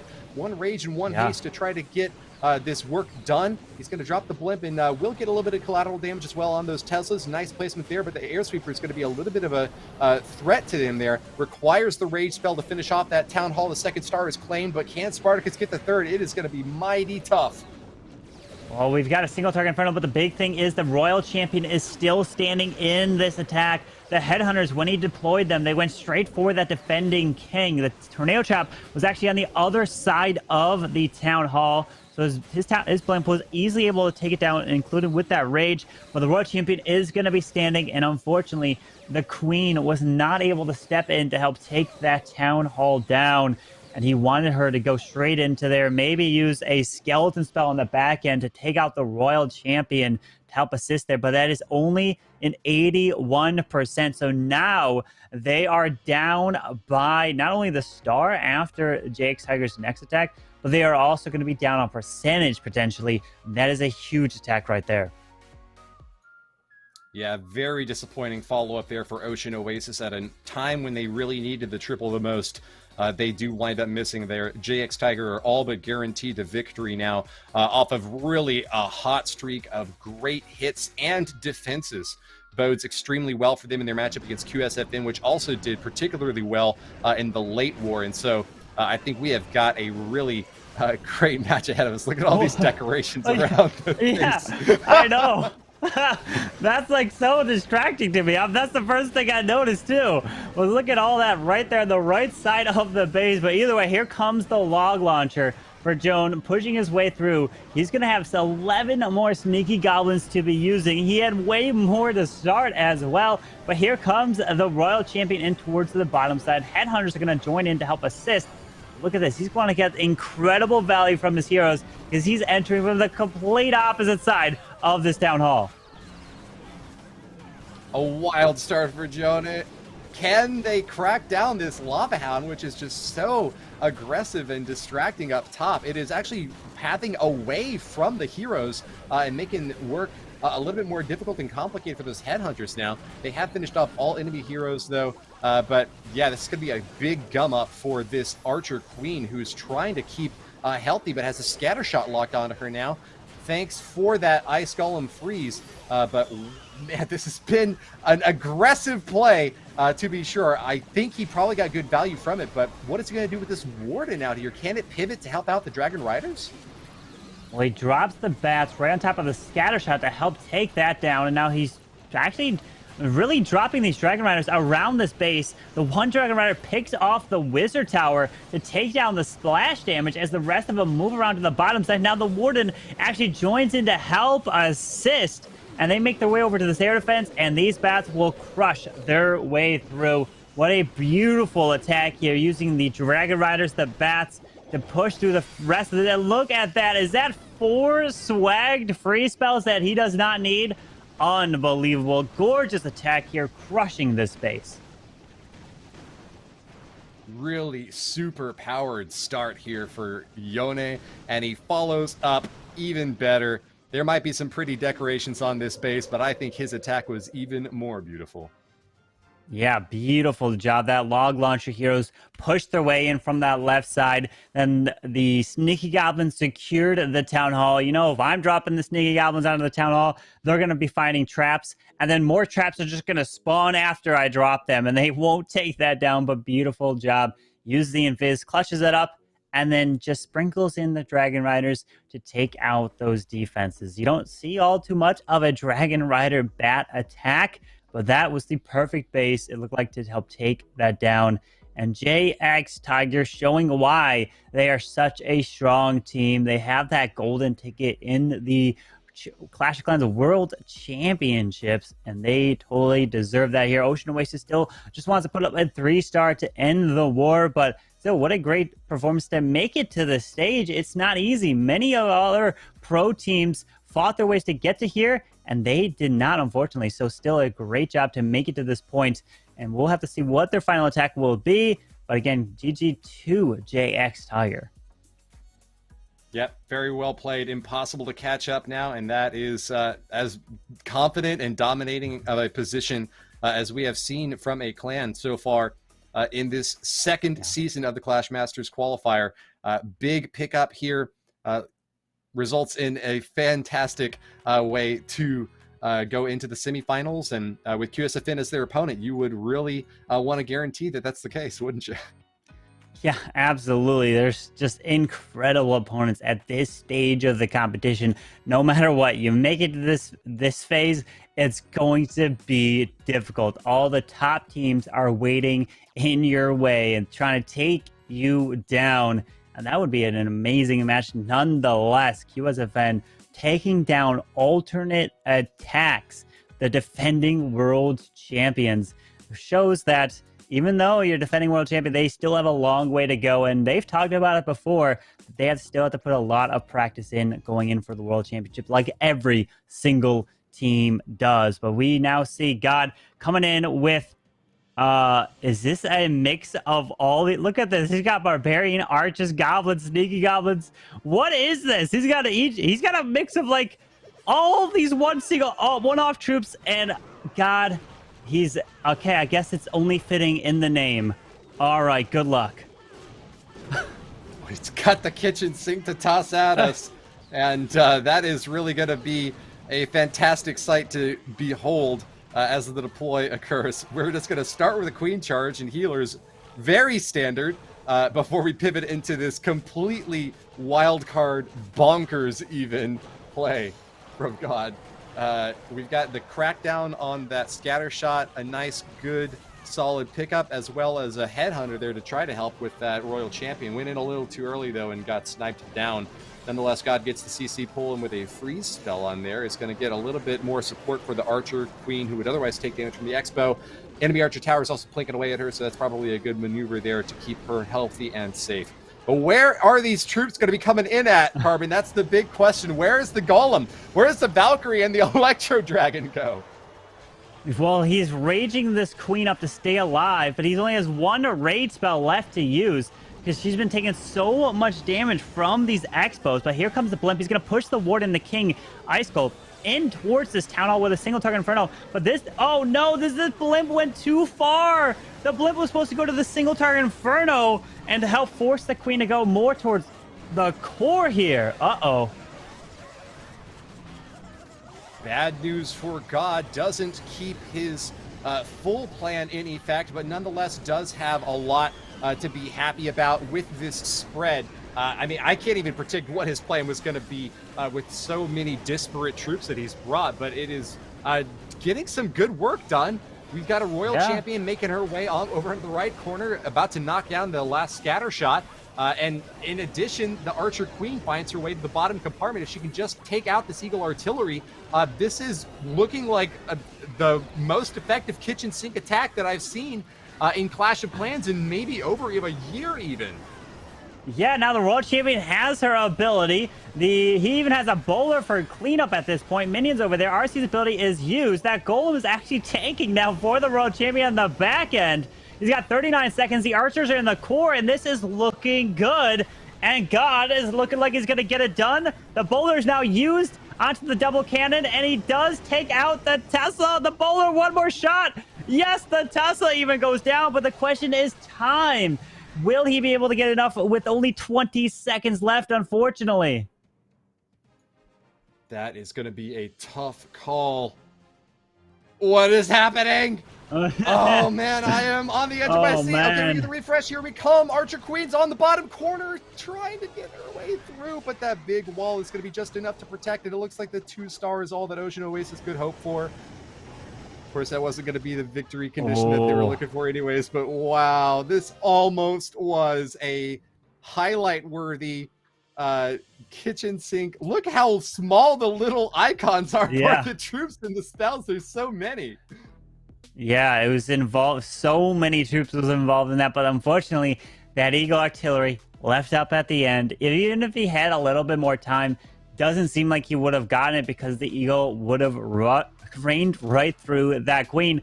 But there's the war, 14-11 JX Tiger, and that's what you're going to have to be doing against teams at this stage of the competition. You're going to have to be putting up 14-star wars because that first attack, those fails, is so rare to see from these pro teams, especially low percentage.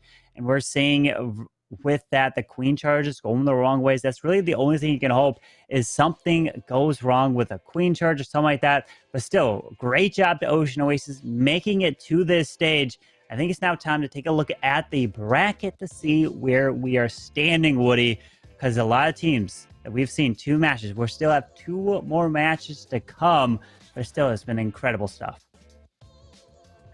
Sounds like a good idea to me, Carbon Fin. Let's hop on in and do it. The bracket is shaping up with QSFN and JX Tiger advancing to the semifinals.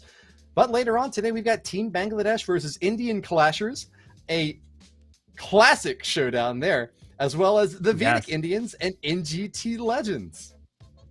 Yeah, those are going to be some amazing matchups nonetheless. Cannot wait to see what that's going to be because the first 2 teams, QSFN, JX Tiger, we already see the silver ticket. We've seen a golden ticket. Now, these teams remaining, none of them have tickets to the World Championship stage. So they are still going to be trying to qualify as well. You know, this Clash Masters is not, we don't have any tickets to be given away here in Season 2 like Season 1, but there's still thousands of dollars on the line. The prize pool of $20,000 is incredible, and they're fighting for $1,500 if they do win first place here this week. And then if you win the playoffs, you will be taking home $5,000. So I still cannot wait to see what's going to happen. But I think maybe we're going to be taking a break right after this for this match, and then we'll be coming back into the next match of the Team Bangladesh versus the Indian Clashers. So you guys do not want to go anywhere, and we will definitely be right back.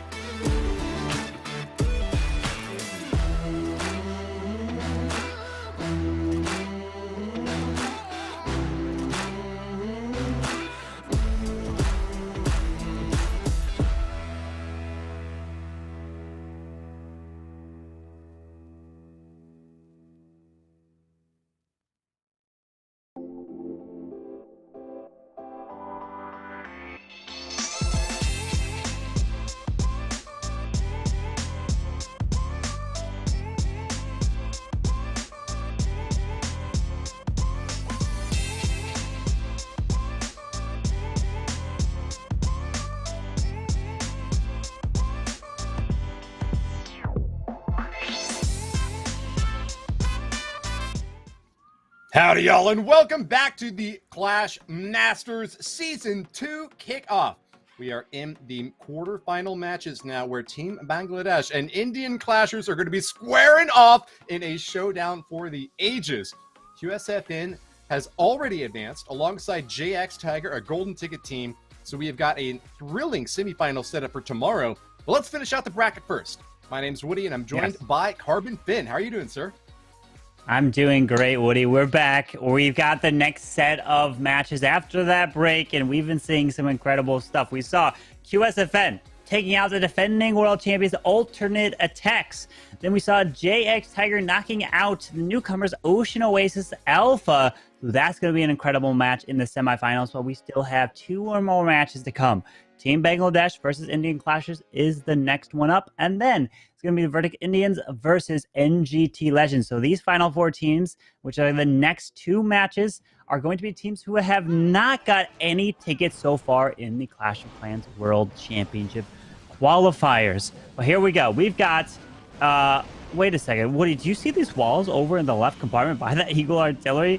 Oh, they're so low. Look at those. Okay, well, either way, it's not going to make an influence here. He's got 2 Rocket Loons coming in with that Hydra, and he even sends in a Lava Hound in the mix for Team Bangladesh.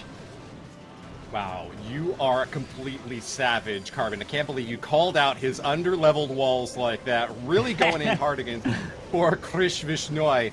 Nevertheless, Carry from Team Bangladesh is going to make a heavy entrance point with a big wide spread. Bit of an atypical start here for what would otherwise have been a careful queen charge entry. But man, these Rocket Loons are going to give a little bit more of an outer deployment, possibly on that 4 o'clock air defense. No, actually, oh yeah, I guess it's not getting zapped down by the Super Wizards after all. This was such a fast hit, but it might just carry through. What do you think, Carbon? Yeah, the thing is, he used a clone spell in combination of super archers coming out of that blimp, but the queen is making her way around to the top side and around the base. He still has a royal champion, but notice there's an air expo that's still up in the core. The defending king has got almost no health, but the royal enemy defending royal champion is still standing there. There's so much left in this base with only 1 free spell. I just think there's going to be way too much. Even though this Warden, he's probably going to fight a Sneaky Airmine, there's no way he survives all this. Yeah, just so much left to handle. It was an interesting start and a powerful mid showing, but this is why we typically see a bit more of a constructed, careful deploy. It gets really difficult when you run out of gas and all you've got is 2 heroes left. Also a bit atypical to see the Grand Warden as one of those last 2 heroes. Still yet to deploy that Royal Champion. Like you mentioned, there's a possibility here. We have seen heroes do some incredible work in the past, but that is just going to be a massive amount of damage that they're going to be taking from that bottom section. Here it comes, though. Rocket Loon for the entry. If there's any chance of a triple, it's going to come in here and now. Rockets get the drop, and the Royal Champion's helping out as well. Knocks down that scatter shot.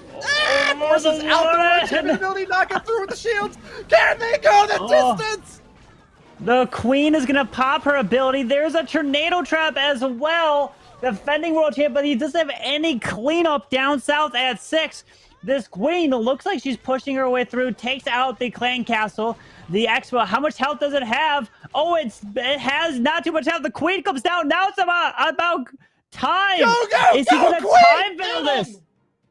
Oh my gosh. 5, 4, 3, 2, 1. Fire! Oh, 1 for Carry. What in a wow! 1 in a million to have just a sliver of hit points on a lab at the end of that match. What a show! Really could have been the most impressive start that we've seen in the Clash Masters War. But just off of that alone, the 2-star 99% is still a good lead. There was so much left in that base, but with 1 freeze, the 2 Rocket Loons and the Royal Champion helped clear so much of the base. It came down, if he had like 1 archer to use, down south at 6, just casually dropped it down there while the Queen and Warden were making their way around, he would have had it. But unfortunate, That's just, you look back on your attack and you hate to see those time fails, especially after an attack like that. But now Indian Clashes, can they take advantage? He's got the mix of the dragons, Inferno Dragons, Dragon Riders, and the 12 Sneaky Goblins here. Well, that is going to be a hot drop right out the gate. Actually manages to catch that tornado trap, so pretty good result for him there. It is going to be another little bit of time, though, committed after those bombs go off for more Sneaky Goblins to move on in. Haste and Invis get them on target and knock it down, despite the best attempts of those builders to get it repaired back up. Yeah, the town hall being secured is going to be huge, because usually you always have to have something in mind to take that town hall down, either if it's with your heroes, with the blimp, or even with your main attacking army, like the dragons in this case. But you typically never want to send your army over that town hall due to the gigabomb and the poison effect, which has just gotten stronger over the time. It's just like incredible to see what we're going to be witnessing here. The Inferno Dragon up on the top side did set a little bit of a funnel, but here comes the dragons, the Inferno Dragons, the Dragon Riders, the Stone Slammer even in the mix. Get ready for the early Warden Eternal Tome. Push its way straight into the middle of the base. Hot and heavy with those rage spells as well. This is a massive commitment from Ravender Sahu in order to try to get in hard. He's a little bit underprepared on the bottom section, though, and I'm worried that that Eagle Artillery staying up is going to be the end of these dragons on the upper edge. Balloons do reach their hit point, though, on that Eagle Artillery, and with a crashing blow from the Barbarian King, they also will get a little bit of spread from troops along the top side. This is turning out to be a little bit better all along the bottom edge, but now can the center hold? They're pivoting, they're jumping around, they're flying forth, but an enemy Archer Queen, I think, is going to ultimately be the end of the strikers. Yeah, the enemy queen is doing so much here, taking out the Raw Champion. She picked off all these dragons one by one in the core. This Grand Warden has made his way up to the top side over there. Queen still has her ability. One Inferno Dragon still standing here, but down goes this Elixir Collector, the Queen, and her ability with the Unicorn on her. The Warden is down, not going to be able to survive. At this point, now he's looking to see if he can just be getting percentage. Well, it is a tough point to be fighting for percentage, especially when you are gonna virtually be guaranteed to be behind in this war out of the gate. But nevertheless, it's going to be a valiant charge, and he'll only be missing a handful of percentage here. A couple Sneaky Goblins, I guess, could be thrown at that Dark Elixir drill, but I think we've got ample protection there with those walls.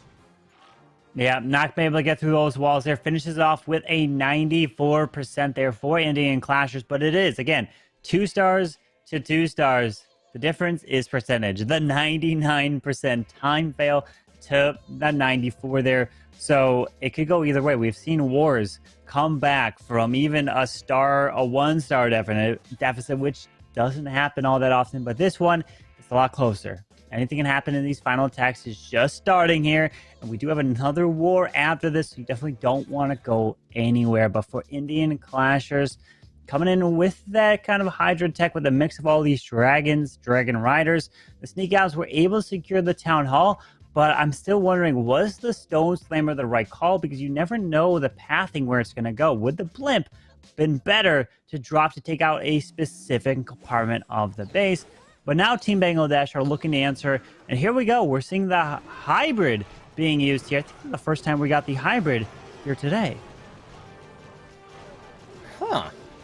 Yeah, a bit unusual, I guess, especially because we saw such a pickup in power for the hybrid. And yet, here they are for the very first time, making their way in. Kamalji of Team Bangladesh will be in the honorable position of using them first with a couple of heal spells, but interestingly, a bit more tilted toward Rage to help out this Queen charge in the beginning. Super minions flowing out of that clan castle for some long-range action. Good thing he brought that poison to complement this strike, because otherwise Queen could be in a lot of difficulty here.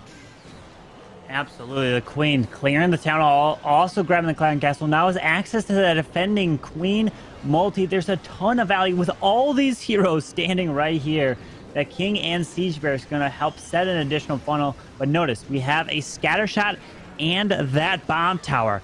You're going to have to worry about that bomb tower because it does so much damage, especially to Hog Riders. So will we be seeing an early Warden Eternal Tome to protect them through here? Doesn't look... Yep, okay, indeed he does. And it looks like some Headhunters maybe helping assist take out this defending King. Great protection with this Warden, though, over on the right side edge, catching all of these big, nasty green hammer Hog Riders on the charge inward. Miners are having a bit of difficulty, though. Lots of splash damage coming out from that centralized multi-target Inferno, and he is really going to be leaning heavily on this Archer Queen to finish off that other multi up top. Otherwise, that could be quite a bit of damage on the Hogs and Miners, but honestly, Carbon, I think that this is such an overkill shot that unless there's like massive giant bombs and spring traps in that final compartment, this looks like a triple. Yeah, well, there is that giant. There's that bomb tower there. The invisibility spell has been used with the Royal Champion ability. Secures up the final buildings here. Beautiful job. Got incredible value from that Queen charge. Look at that. The Queen is even still alive. Did end up losing her healers, but incredible value. The perfect tech for this base. And notice those walls that were in front of the town hall, which also makes it interesting because those walls could help with the pathing of the Queen to keep her from going over the town hall poison. But maybe you may see a bunch of traps in the area to try to bait it. But in that case, it didn't stop this Queen Charge hybrid, which has been making a comeback due to the recent update shift, which has really affected the Miners and those Hog Riders. Yeah, I guess maybe the thinking there is that the mortar's additional level is also going to help kind of counter those ground-based troops, but I don't think that that is what we are seeing on the battlefield. Big buff to an army comp that was already viable and is now not yet dominant, but certainly strong and able to compete against these aerial attackers. I'm glad to see that we got it in, even if it took until the third war to make it there, Carbon. Yeah, absolutely. I'm sure we're going to see many other different attack strategies throughout the Clash Masters. Because remember, there is so much to come. There's multiple weeks that these teams will be trying to compete to earn points. Remember, if you win this first week here, you don't guarantee your spot in the playoffs. You will be getting points, and you still have to keep coming back each week to try to qualify and then earn more points to make it. Because remember, if you win first place, you're going to be taking home $5,000 at the end of the day if you win the Clash Masters. But this week, if you win, you're going to be taking home $1,500. Just becoming first place between today and tomorrow is the competition. So we still have a lot of action to come, Woody. Yeah, great excitement in store for viewers and us alike. Glad to see Vidant will be the next attacker for Indian Clashers. Oh. A team that is in the lead and wants to keep it that way. Or excuse me, could be in the lead, maybe with a 3-star, but actually would still be behind in percentage, so never mind. Not the case. Vidant knows that Indian Clashers are behind. Sorry for the slip up there, but nevertheless, we'll be starting off with a Queen Charge in the bottom corner. Really liking that Jungle Queen I see. And the healers come in very quickly to support against that CC pull. Oh, goodness. Look at this Queen raging her up to get through the Grand Warden and those Headhunters, which were doing a lot of damage. The Warden and the upgraded Expo, man, those things are just tanks taking down your Queen charges nowadays. And slowly picking off the Lava Hound, and now gonna have to invest in an additional Rage Spell to keep this Queen going. Yeah, tough having to deploy that there, and guess it looks like the intent was to, in fact, go on the outer edge for a walk rather than charging into the Town Hall. But with that additional Rage spell, the final one has now been thrown out, and all we can hope for is just those couple of heals to back up the Hogs and Miners. Really want to try to get both of these multi-target Infernos down before the Hogs and Miners come on out, though, because otherwise that is a massive amount of splash damage to have to counter with. Got a crack in the wall in the bottom corner there, and the Barbarian King happy to charge in and fill out that assault. A couple of sneaky goblins out in front to try to soak damage from that single target Inferno, but it is not going to work. Catches the eye of that Inferno and forces out a free spell to keep the King safe, but lots of giant bombs going off, and that King is not going to get the single target down. Nope, that single target does stay up here. Now the queen is making her way towards the middle, makes her invisible to also make the healers invisible to help protect them to keep that queen going.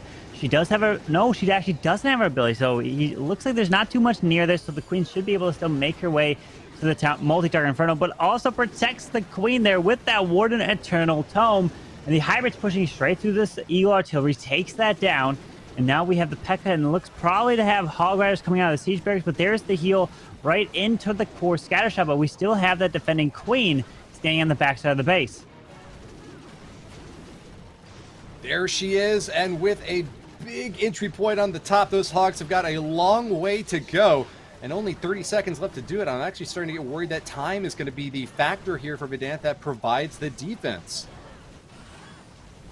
The RC ability was forced. The queen just barely stays alive to take down that defending Grand Warden altar. And now the World Champion takes down the singles. She splits off. Her ability already went off. These Hog Riders are going down. And it looks like we have yet another defense for Team Bangladesh against Indian Clashers. So they are looking really strong. But that now gives them a 1-star advantage and the percentage advantage because Team Bangladesh had the triple, and then the time failed 99% to start off this war. Great results for Team Bangladesh. The leading squad, which is also now ahead out of the first 2 strikes in both stars and percentage. This is going to be an incredibly difficult match for Team Indian Clashers to come back from. Yeah, it's going to be very difficult. We've seen it before, but most likely it's definitely in Team Bangladesh's favor. We're going to see what the plan and the strategy is going to be. Are they going to switch it up? Or are they going to be a lot more risky and sending blimps or something from the opposite side of town halls with that Warden Eternal Tome, which we've seen used many times, but it has sometimes failed with the blimp catching a tornado trap combination with the Seeking Air Mines. It could be devastating, but we're going to see what Team Bangladesh, can they keep the pressure on? Can they keep the 3 stars rolling in to take a huge advantage in this war? Now we have Stefan for Team Bangladesh coming in with that Queen Charge Dragon Riders. With that Queen starting off to the left side by 9, taking out the Archer Tower. We do have an Eagle Artillery standing in the section with that defending King. And notice, the Town Hall is in the complete opposite side of where this Queen is, but due to the pathing, the Queen is indeed going to step in directly to this Eagle Artillery to take it down. Wow. Does manage to get a very good start here. Stefan finds that Eagle an easy strike and will be able to follow up with additionally taking down a Barb King. Only fear right now is those 2 Expos locked on, but with the healers raged up, that is not going to be anywhere near enough to finish her off. 5 Dragon Riders are the complementing force here with a safe battle blimp as well to get the knock. Bit of a scary deploy here with the CC popping out, but that is a lot of spells for Stefan to commit to keep this Queen safe. Oh, unfortunately, man. the Unicorn is taking fire. What on earth? No. Poor Unicorn. Oh, wow. Look at this. The air defense hitting these healers one by one. There's so much damage in this compartment. Out comes the Lava Hound, which was delayed. He's losing these healers. Force that Queen ability, so this Queen is not going to get the value that he wanted, but now he's pushing his way through with the Dragon Riders. Here comes the blimp. Warren ability, it is used. Oh, there's a Seeking Air Mine. There's a second one. Can this blimp make it to the Town Hall? It looks like it is. There's another Seeking Air Mine, so it soaks up so many traps. There's the Tornado Trap. Spins away from the Town Hall, but does it still go down due to the Dragon Rider? Oh, no, it retarget. It doesn't even go for the Town Hall. Oh, it stays up. A World Champion, really terrifying back and forth here. Stefan does keep the lock on the Town Hall. Gets it down with the Royal Champion, even if just barely. These Dragon Riders are having a massively difficult time along the bottom edge, and this is going to be the turnaround, potentially, that Indian Clashers were hoping for. Absolutely. This is what Indian Clashers needed. A really low percent 2-star. We've got in the 70s. He does have 45 seconds left in the raid. The wall break broke out of this compartment so the King can keep moving around. We do have a single target Inferno there, meaning the King... Oh, he actually wall broke into towards the single target Inferno, which means... But once the King gets locked onto, but the buildings are indeed taking him down slowly. He's pushing it into the mid 80s, and looks like that's all really he's going to get. He should be able to use the Sneaky Goblin for one gold mine on the outside to the left, finishing up around 84 to 85%. Still, great try, but unfortunately, I wonder if he really wanted that queen to actually push her way in towards that Eagle artillery, and then he just had to adapt there. Tough follow-up for Stefan. 86% is going to be a nice little bit of point action up on there on the board. But now the door is open for the Indian Clashers to march right in. The next attack will be coming in soon with a 3-star. I still don't think Indian Clashers are going to get the lead on percentage, but they will be able to put this into a late war type match. They've been able to put up 2-2-stars so far, though, so has Team Bangladesh just got the defensive edge that won't even give Indian Clashers the chance to catch up? That's going to be the question that we're going to have to see in this very next attack. Indian Clashers, we've been seeing a mix of attacks, but we've been seeing in this war a lot more use of the Queen Charge Hybrid, which we haven't been seeing here today. Utilizing those miners, the Hog Riders, due to the recent update, they did receive that buff in HP. We did see the Expos and Mortars go up, which has also been affecting the Queen Charges. Well, mainly the Expos, not necessarily the Mortars there, which are typically you tend to see on the outside of bases nowadays. But this is going to be involving with the Dragon and Dragon Riders, the Hydra. But notice we got 8 lightning spells here in the mix, and we have all 4 ground Expos right up by the town hall. This is seeming like a legend style base that you may see, and don't know. I haven't really seen a base like this being used in war, because some players may even have a ton of experience against this.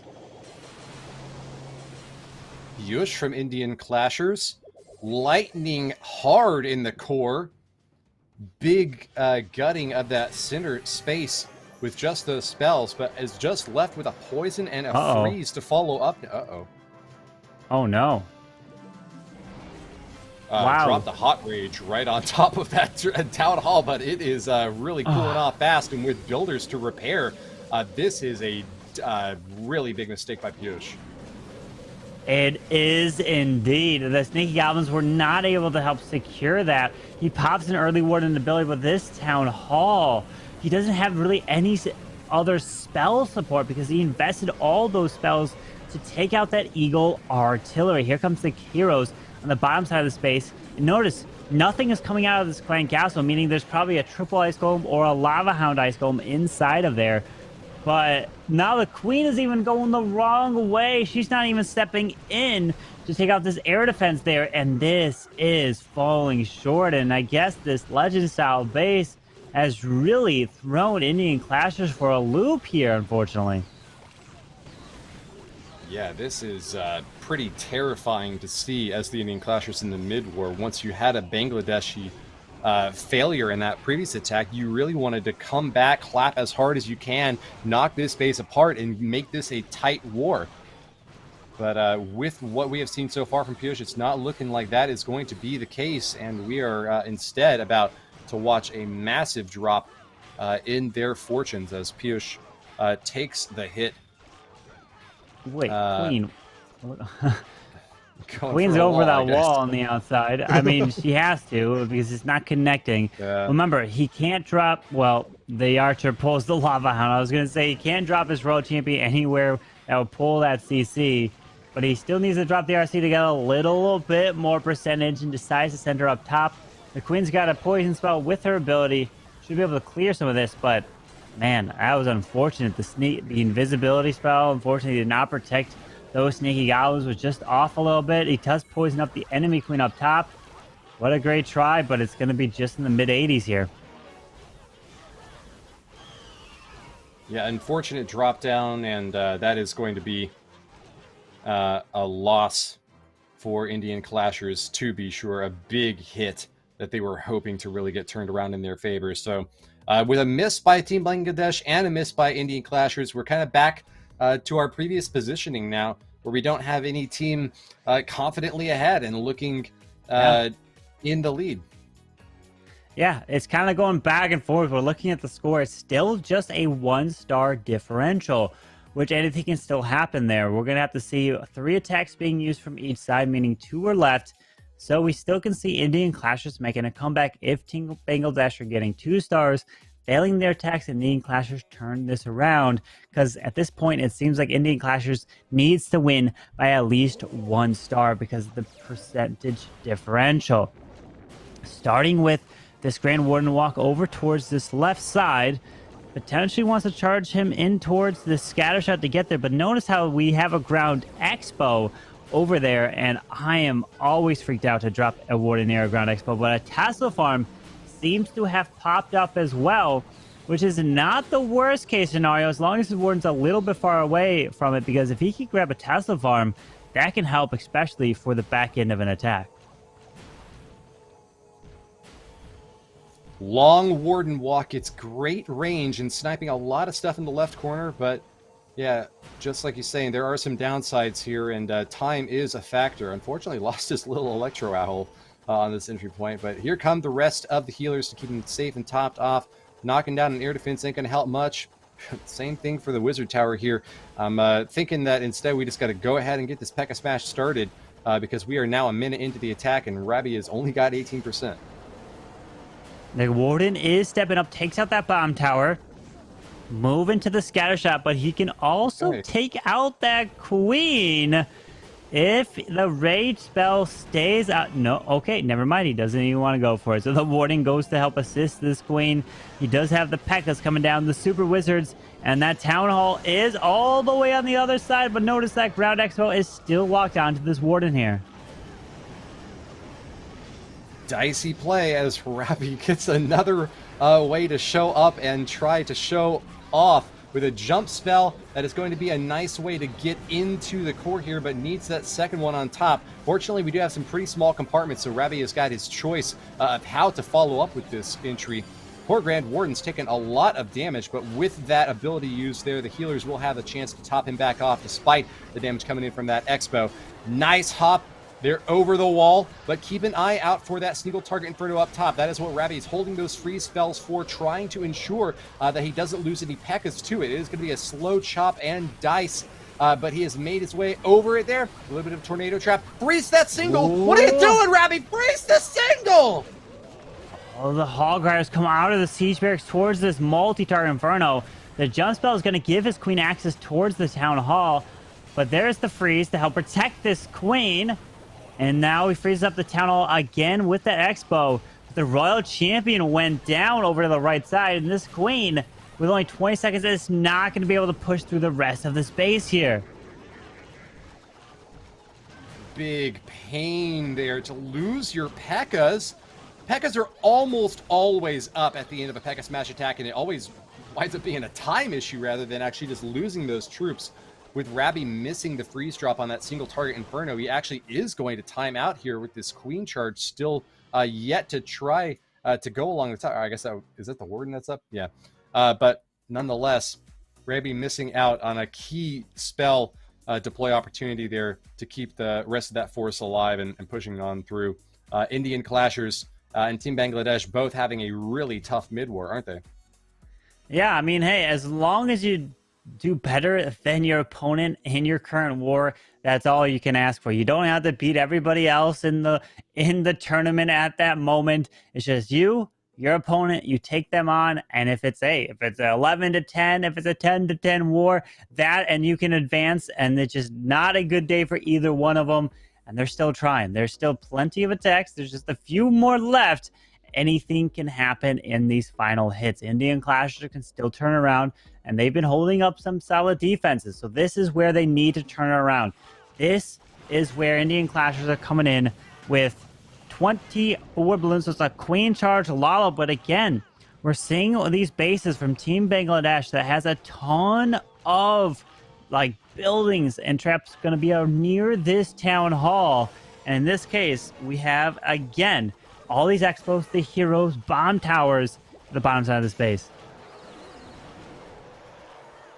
Bomb is out and down. This is a relatively compact base. Look, there's hardly anything spread out in the left and right corners. Instead, Amon is going to get some massive value just going chain to chain across the interior with these balloons, which otherwise don't like having to path across a lot of real estate.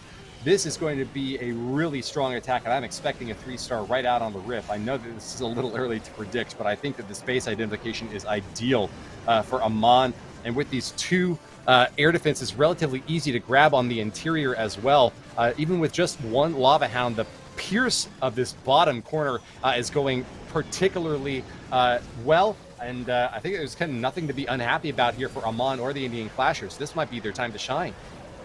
Notice he used the Grand Warden on ground with the King to help clear the right side of that Town Hall, because that Queen was going to go in to take so much damage from that charge, but he cleared it out. Now the Queen's going to step into the Town Hall Poison, needs to take out the single target in front of him. The RC ability goes off. He does, nope, he takes that single down, and now here comes the Stone Slammer, going to move in with the Lalo towards the top side of this base. Moving on up to the top side.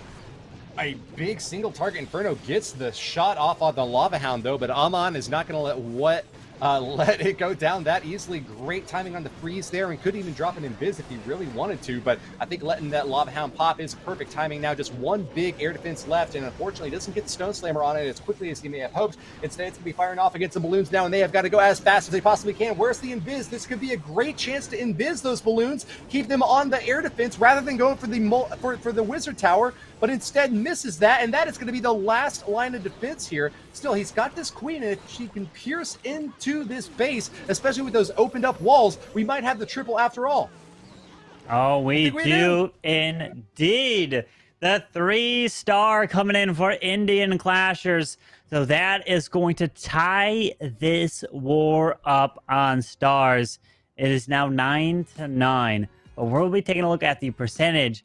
And Team Bangladesh, they've been leading this war, and it's been a close war, kind of going back and forth. Indian Clashers staying close, but we just haven't seen the best attacks coming through for the 3-stars. We've been seeing the time fail, the 99% that kicked this one off, but we're looking at this 92.3 to a 91.5. So it is pretty close here in terms of percentage. But Team Bangladesh, if they 3-star this next attack, they win.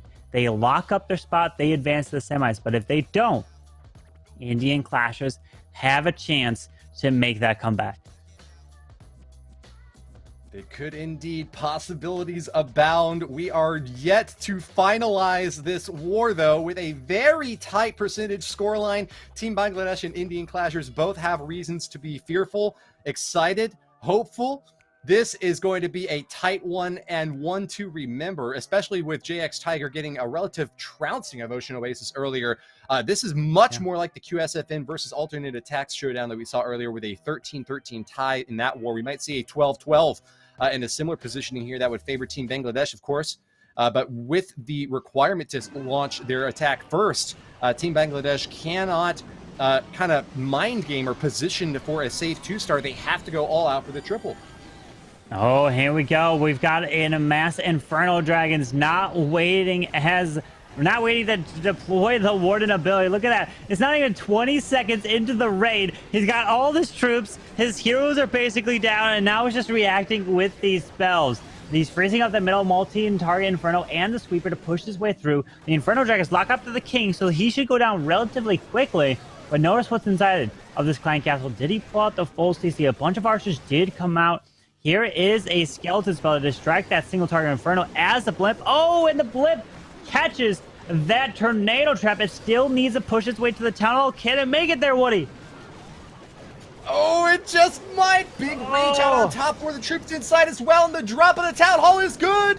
2 stars claimed for Shaolin, and this is going to be a bit dicey on the back end, though. So many troops committed early on with an enemy Archer Queen starting to pop out these Inferno Dragons. They don't get to burn up in time, and that is going to be terrifying for Shaolin. This is not looking good. Oh, no. The defending Queen did so much damage to his troops. He finally went down just before. But with that ground exposed scatter shot, it's going to be way too much. And we've got ourselves a defense, ladies and gentlemen, meaning Indian Clashers have a chance to win this war with their final attack. They come away with the 3-star. They will be walking away with the win. But oh my goodness, Team Bangladesh have been leading this whole time. And this is what you want to come down to the final attack here today in this war. This is actually advantageous for Indian Clashers now, not even in a position where they have to fight extremely tough on percentage. As you see there, a 92% with the 2-star is going to be sufficient to claim victory. So not a comfortable lead on percentage. I mean, the least comfortable lead you could possibly have by 0.1. But nonetheless, Indian Clashers have got exactly what they were hoping for on that last defense. The 2-star, and in a way that leaves that percentage game ripe for the picking. Absolutely. Indian Clashers, they haven't been performing the best, but this is the moment to shine. Have they been saving their best player for last? Have they been saving the attack strategy that they've planned the best for last? Well, there's a lot of things that go into this attack that is at the end, and typically it's an attack that I've heard from Itsu talk about. I've asked specifically, what type is it? An attack that you think is going to work the best? Well, not necessarily. An attack that comes at the end typically may be an attack that the team doesn't have an idea on. They're just say, hey, let's put it to the end and let's just see what we have to do. If this requires a 3-star, okay, maybe you can take now that risk and you can go all out for it, because if you don't get it at the end of the day, it doesn't hurt. But it comes down to this, and like you said, it was the 92% 2-star. That is what Indian Clashers need to win. So still, that's a higher percentage that they've been getting in the war, but it's definitely a percentage they can get nonetheless. Well, let's see if that triple comes out for the guaranteed win or just that 2-star high percentage. The next attack is starting in 20 seconds, and you know Indian Clashers are going to take every single second that they have in order to make sure that it is perfectly planned with every single I dotted and T crossed. This has got to go ideally. The pressure couldn't be higher for our final striker. Krishvishnoi will be the man of the hour. Whether it's victory or defeat, it's all on his shoulders now. Coming in with that Hydra, the Dragon Riders, and the mix of sneaky goblins. Does it target this town hall? It does. Remember, since the walls were there, meaning that there's not going to be any traps in front of the town hall. So very nice use of taking this town hall down relatively easily. It was a little close there, but with a town hall going down that early, that is huge. Now it can open up for so many different types of attack strategies, and his next phase of the attack with the Hydra is just going to be even stronger. So I'm liking the start so far. Bold plays as Krishvishnoi with a long play in the bottom is going to take a while to make sure that everything is lined up just perfectly.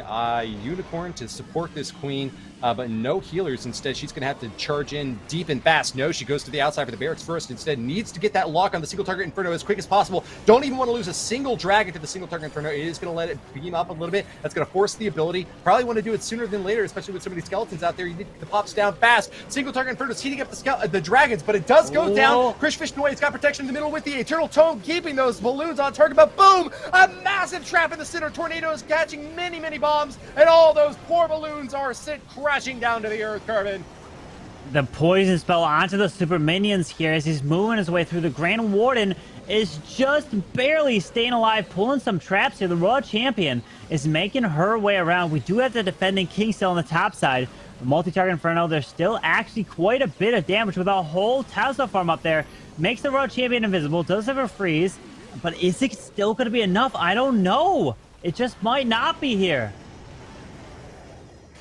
Oh. A daring showing is Krishvishnoi with a minute left. Doesn't really have to worry too much about time, but it is instead going to be whether or not this Archer Queen can support the Grand Warden enough. We've got a Royal Champion charging in up front, but a multi-target Inferno is going to burn her down. No protection from the Grand Warden there. Can he stay behind this Archer Queen? That would be ideal, but no. Oh. He wanders in. He has to be helpful. He has to go for this Wizard Tower rather than just help it out on the wall, which you usually wouldn't want him to do. But in this case, notice the percent. 85. Yeah. Oh, 85. Don't need the triple to win. No, 92 is like he said. No. Is the Archer on the barracks going to be the difference maker? 88, but he's only got 20 seconds, and the queen's gonna have to go for the wall here. 89. Are you serious? 3% differential right here. Wow, the queen is not going to be able to survive through this archer tower. Even if that she does, the time though is not on his side, and she gets it to 90%. Oh Wow. no! One more shot at that archer tower would have taken it down, tied it up, and sent it to the time tiebreaker. But as it ends, Indian Clashers faltering. The smallest misstep by one building missed will be the end of their run. Team Bangladesh with 11 stars and a 91.4% overall percentage narrowly eke out a victory by the smallest possible percentage margin.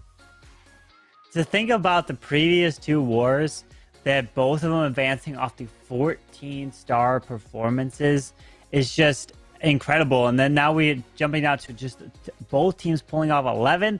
All you gotta do is be beating your opponent there. Incredible. Just edging it out by one building. And then, like you said, if they got 1 more percent, it would have came down to the average attack duration there. But now let's take a look at the bracket and where these teams are standing, because with that win, Team Bangladesh is going to be advancing to the semifinals. And then we have the last match, which will be coming up right away. We're not taking any breaks here.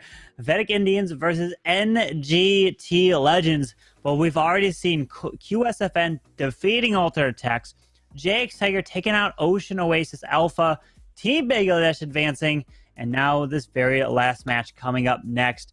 And they're advancing to the semifinals. Unbelievable. We'll be seeing the semifinals tomorrow. But wow, what a war to come. Still going to be some amazing stuff. Cannot wait. Yeah, this is going to be a fantastic finisher between another Indian squad and NGT Legends as well. Yep. But with Team Bangladesh moving on, all the hopes of the Indian fans has got to shift now to Vedic Legends. Yeah, they do indeed. We're going to have to see if they have what it takes. They made it to the stage here, and they're going to be taking on NGT Legend. Remember, these kind of Final Four teams that were down here are none of them have any silver ticket, a golden ticket, and they at this stage, they're for the season 2 of the Clash Masters, they're competing for that prize pool. We still have so much to go. These are top teams in their field, and they are looking to be putting up. Do they have to be putting up 13 stars, 14 stars? We saw the victory from Team Bangladesh. It was the defensive side of the game that stood strong. And now we're going to see. We've seen so many well-known players from the NGT side of things. But for the Vedic Indians, they're going to try to make a name for themselves. This is the first time that I will be seeing them. But I'm going to be interested to see what they can bring here, Woody. Yeah, I'm curious as well, Carbon. So high hopes for these two squads. And it'll be interesting to see how NGT is formed up. It looks like we've got some Brazilian players there. Celino and Bernal both stand out.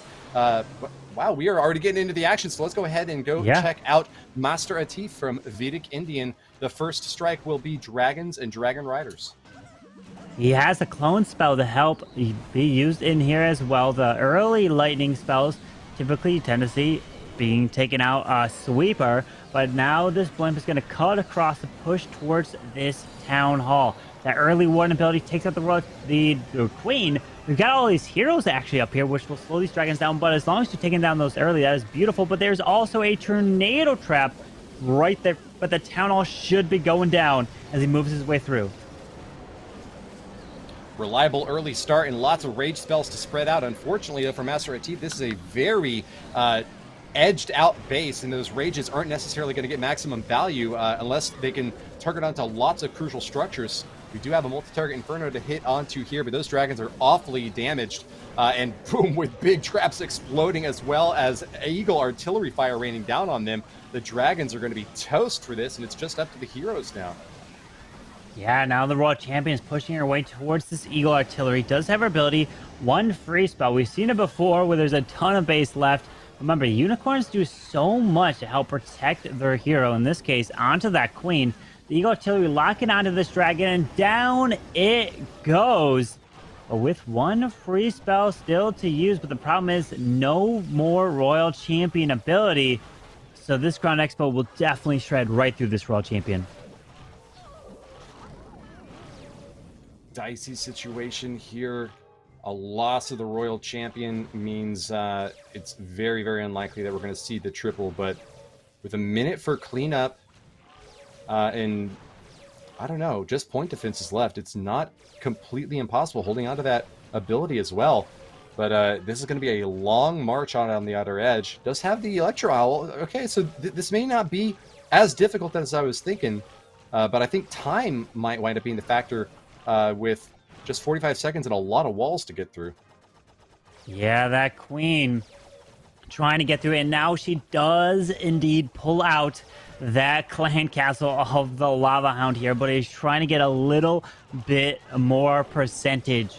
As we've seen from these wars, every single building matters. The owl finishes off that pet house, but that archer tower is just going to be standing there, and down it goes, and it finishes off with that 88% 2-star there for Master Atif. All right. Well, we are going to get a little bit of a softer start than we may have seen the Vedic Indians hoping.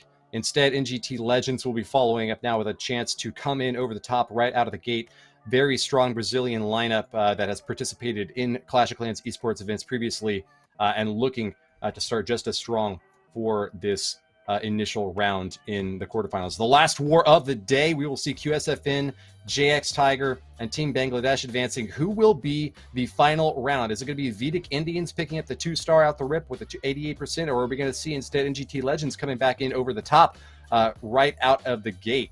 Another question is this going to be one of those tight wars that goes down to the finishing line in the Team Bangladesh and Indian Clashers case, and the same for ATN and QSFN? Or are we going to see the over-the-top showing like we saw with JX Tiger? I think it may be more likely to be the latter. I think NGT Legends has got a chance to win this by at least a star or two. Yeah, NGT Legends, one of the strongest teams, and I would say they're probably one of the next teams that people would predict to try to either earn that silver or golden ticket. Still surprised that they haven't been up there getting it, but they're trying their hardest to make their way there. But here we go, Almeida coming in with that Queen Charge Hybrid, pushing this Queen straight in towards this single target Inferno, phrases it up, now taking out this defending king with the Headhunter. This race spell needs to keep this Queen going, looking strong here, but this clan castle is a little bit far away over by the Eagle Artillery on the top side. Let's see what kind of value this Queen can get. Lot potentially here, cracking into the enemy Archer Queen as well as that scatter shot. A lot of damage coming in up against her, and that is perfect timing and positioning for that rage spell to keep her on top. Does trigger a spring trap there in the bottom compartment, and that's good news for these Hogs and Miners, which are pretty much a guaranteed 3-star unless you hit a bunch of spring traps.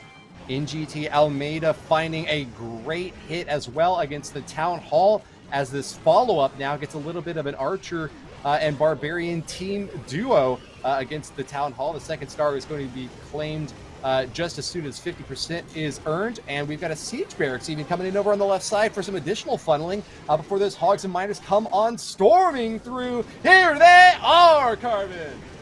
And look at this. He's not even worrying about this clan castle. He drops the poison spell mid-attack as he's pushing his way straight through. The Queen cleared that Town Hall. Here comes the Hybrid pushing it through. A Talisman Farm that does pop. Finding small bombs. Pops that Warden Eternal Tome. This Rage is pushing them right through this whole section. But the Queen did go down. So he doesn't have the Queen to finish off the backside. And notice we're going to have a scatter shot and even a bomb tower waiting for this Hybrid as he approaches.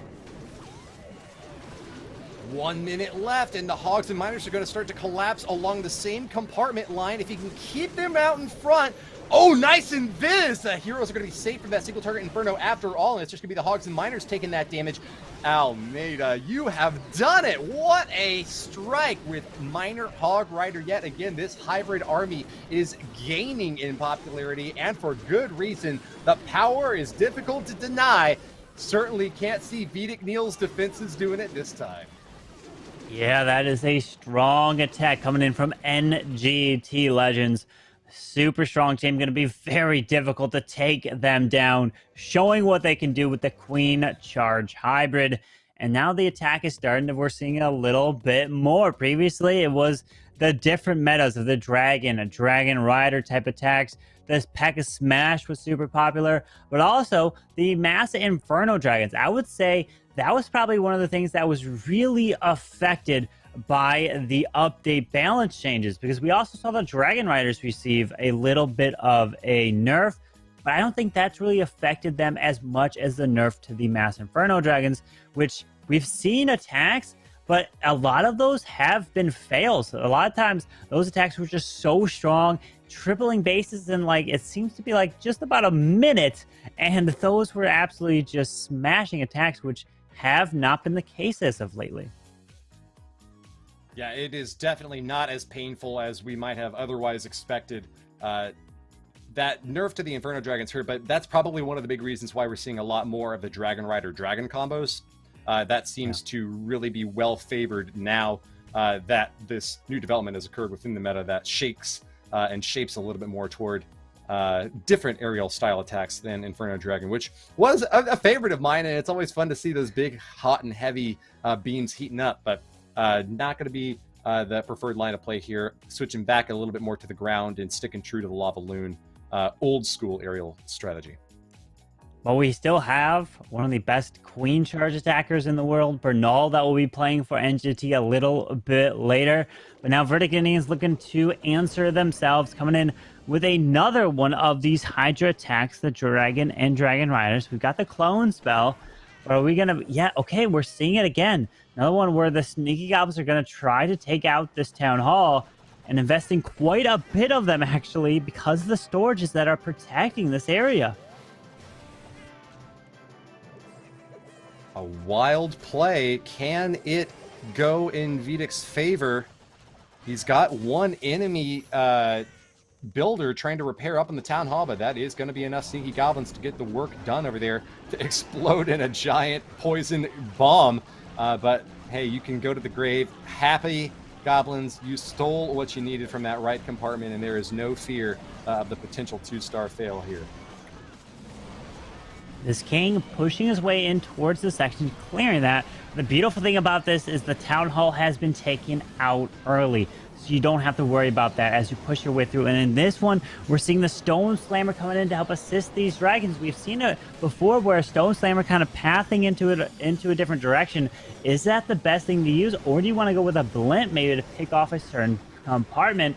But that Warden ability goes off. He still has his Royal Champion and even has a clone spell to use. But typically you want to use the clone spell on balloons to pull a bunch of traps, and that's not what he's doing here.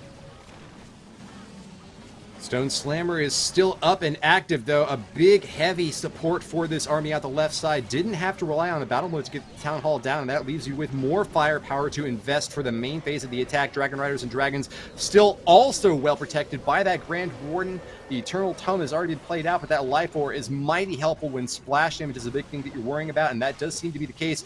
Moving through that multi-target Inferno, they don't have a whole lot to worry about on the back end except for that air defense. There is that one sweeper, which could prove a little bit difficult for pathing here, but we do have one dragon over in the center, and with a massive shield, the Royal Champion knocks it down. This is looking ever more likely like a triple.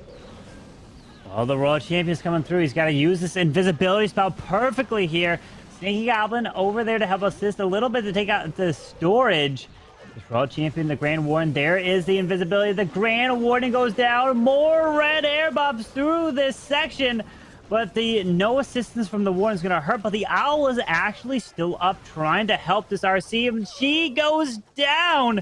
But the Queen is just barely alive. And with 24 seconds, the Queen... Oh! The Owl did actually take down that Expo. Fantastic, but can he get there in time? 15 seconds left, and just once again, it's only the Queen trying to get the finishing shot here. 10 seconds. Can they do it? Barracks goes down. Oh. Cannon's in snipe range. Gets to the next cannon. It's taking a few shots, but that gold storage is going to have a lot of hit points left.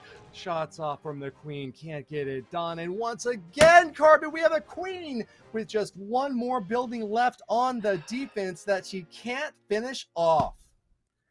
Though 99% time fails. You hate to see it. It is just something happens way too often. You're just like one more building, that's all you need, and not able to get it because you're gonna have to be putting up those 3 stars in order to stay up there with NGT Legends, because you know that they are going to be putting up 13 to 14 star performances.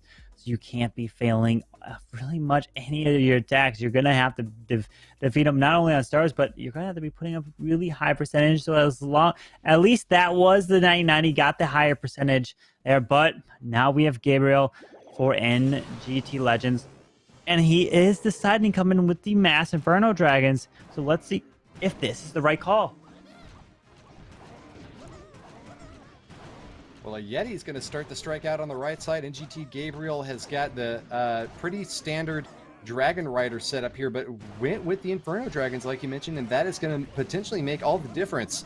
This is a perfect use case to see whether or not the nerf is going to be too much for them to handle, or is that tiny little bit of time taken off of their heat up not going to be decisive? Can these Dragon Riders knock down the defenses anyways? And Inferno Dragons still have fantastic DPS, it must be said, especially against really high hit point defensive structures, against heroes as well. And so with the Eternal Tome popped out early, will this be the victory that NGT Gabriel looks for to keep this 3-star streak alive?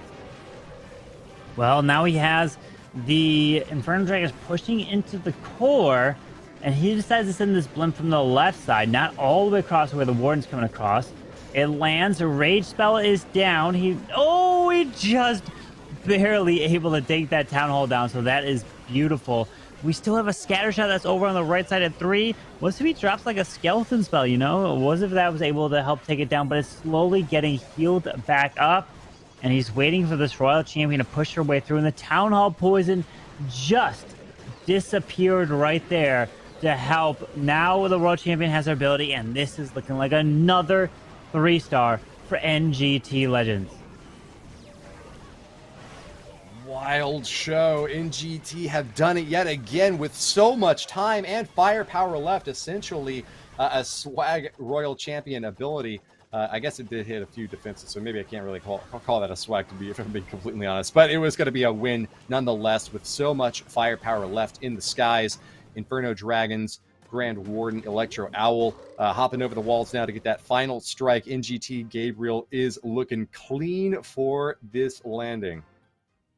Yeah, like we talked about, they are putting up the 3 stars. NGT back-to-back 3 stars against Vertic Indians, who have just been getting 2 stars and now are down by 2. At this point, they're going to have to almost triple out to have a chance, and NGT Legends are going to have to be failing their attacks, which is really hard to do because they're so good. You do not want to rely on NGT just to fail, because they know what they're doing. They're coming in with amazing attacks, amazing queen charges as well. So we're going to have to see. Are we going to see another Hydra attack coming in from maybe Vertic Indians, who have been using that quite a bit with the clone spell, or are they going to switch it up to a different attack strategy? We're going to have to see. Time will tell, but NGT Legends far and ahead on the first 2 strikes. Vedic Indians have got to be reeling from this big drop, not just on stars, but didn't really get convincingly placed in percentage either. 93.5% ain't bad, but if this is a war that you want to try to get down to percentage, and if you're behind by 2 stars, you probably do want that to happen, you're going to need some fantastic defenses on the mid and late war in order to make that possibility happen. Absolutely, and what they're fighting for is a spot in the semi-finals here in the Season 2 of the Clash Masters. Remember, you win this first week, there's still multiple weeks to go. You don't guarantee your spot into the playoffs. What you'll be doing is you'll be earning points. If you come in first, you earn the most points, and that's how it works. Every player, every spot below that will be earning less and less points over the weeks of the qualifiers. Whoever has the most points at the end of the day will be earning their spot into the playoffs. But here we go. We do have now the hybrid, the Queen Charge hybrid, starting off with the Raised Up Blimp to help take down the scatter shot to really protect the Queen's healers, as he now is looking to charge his Queen towards this Town Hall, towards the left side. Well, it's coming out, and it is coming fast. CC is going to be the Lava Hound, and so that's a bit of a tricky response from Singh, who doesn't have a whole lot of time to commit for this Queen charge. Does have that poison spell to use for the pups on the back end, but it's going to have to commit even more time and attention to making sure that that is executed properly. Yeah, poison spell's a little bit late there, and that's going to slow down the Queen a little bit more. Just a few more seconds can be deadly, especially because we've seen so many Queen charges fail at the last moment on just one building remaining. Oh, so he did have to use that invisibility spell there. I was going to say the Queen may end up walking to the bottom side where the Eagle Artillery is, and the invisibility spell helped ensure the Queen go towards the top. Now the Queen could step her way in towards this Town Hall to grab this value. Maybe we're going to see the King come to the left side, because the Queen cannot reach that multi-target Inferno that's over there. Oh, no. He goes over to the right, and he's going to go straight into the Eagle. Hogs charging forth. A multi-target Inferno is a fearsome target to have to go up against immediately after your entry point. This could pop a quick Eternal Tome right out of the gate. Singh hasn't done it yet, though, and with these Hogs starting to spread out, that multi-target Inferno is going to be mighty difficult to finish off. Those Hogs that go for it are downed now. Defense from those builders are going to repair it back up, and this army has taken a massive hit early on. Singh is being really careful with this Eternal Tome and actually winds up popping it a bit later than I would expect to see, and especially because heal spell's been stacked on top. I don't even know if they've got the full benefit from that. Nonetheless, Archer Queen's looking clever and safe along the upper edge. Enemy Archer Queen has been taken down a peg, and with the free spell on top, that's going to be an overkill for sure. Well, he did take down the enemy Queen. His Queen still has her ability. World Champion is getting some incredible value, while the Hybrid actually did kind of die off here because the Miners and the Hogs are gone. So this Queen pushing her way to the top. This World Champion really needs to clutch up the rest of this base. The Queen with her ability can do some work. He does have one more super wall break. Uses over to this left side. The Queen is trying to stay alive. Does have her ability. Finally pops here. But will it be enough? I don't know. 15 seconds left, and we are in exactly the same position as before, with a final shot at these heroes trying to get the damage in. Yak and Barbarian keep to protect the Queen. She knocks down the Archer Tower. There it goes. The final shot. Can they finish off the gold storage? Yes! The goal is in. They've got the gold, and with the triple, Vedic Indians get another lifeline. They get the 3-star just in time to keep them in it. Their hopes are still alive. They need to keep the 3 stars rolling in and hope to defend against NGT. That's the only way, because the percentage is still heavily favored NGT due to their 2 triples that they have come in with. Man, what a Queen charge. And if it ended, look at that, the Hybrid really died off, the Miners and the Hogs, but that World Champion got some incredible value as he was pushing her way through. That King ended up really breaking out and running around the whole base, it seemed like, providing just enough distraction at that end to help tank for the Queen. And hey, got a 3-star at the end of the day. Excellent value. Congrats. Selenho, though, is a tough guy to watch attack your base immediately after such a terrifying hit. Here he comes, a master player with esports accolades to spare. Another chance to show off on this grand stage against the Vedic Indians. Running through now with another hybrid army. He's going to Queen charge out of the gate. The top corner is a clever target here. Going to be able to wall break in to get toward that Town Hall as well. And 2 multi-target Infernos up on the top would be a great, great prize for her to claim. There's only 1 on the bottom, and so we might see a sandwich play here with the main deploy of the army in that other corner. Find some red air bombs. Ground skeleton, but the Queen is able to reach this Town Hall. We're going to deal with the CC first. Look at all these traps that are right up in this area, but this CC is no threat at all. Notice how these ground expos are nowhere near touching this Queen just yet, so he doesn't have to worry about using a rage spell to keep that Queen alive. The balloon trying to pull more red air bombs, and indeed it does, but we're finding a Tesla farm over to the left side by that mortar.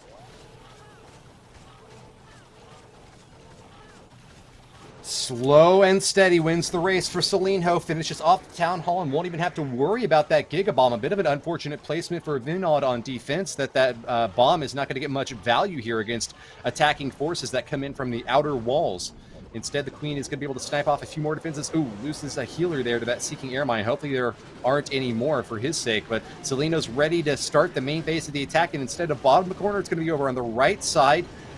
Good move there to keep the Archer Queen safe for this back-end charge. You can still get that multi-target Inferno in the upper core while these troops are going to be collapsing along the bottom side anyways, with excellent protection for the Grand Warden, whose pathing is just beautifully perfect setup. Great outer edge top off for these hogs, and unfortunately they do catch a few spring traps there, but probably not enough to deny the triple here.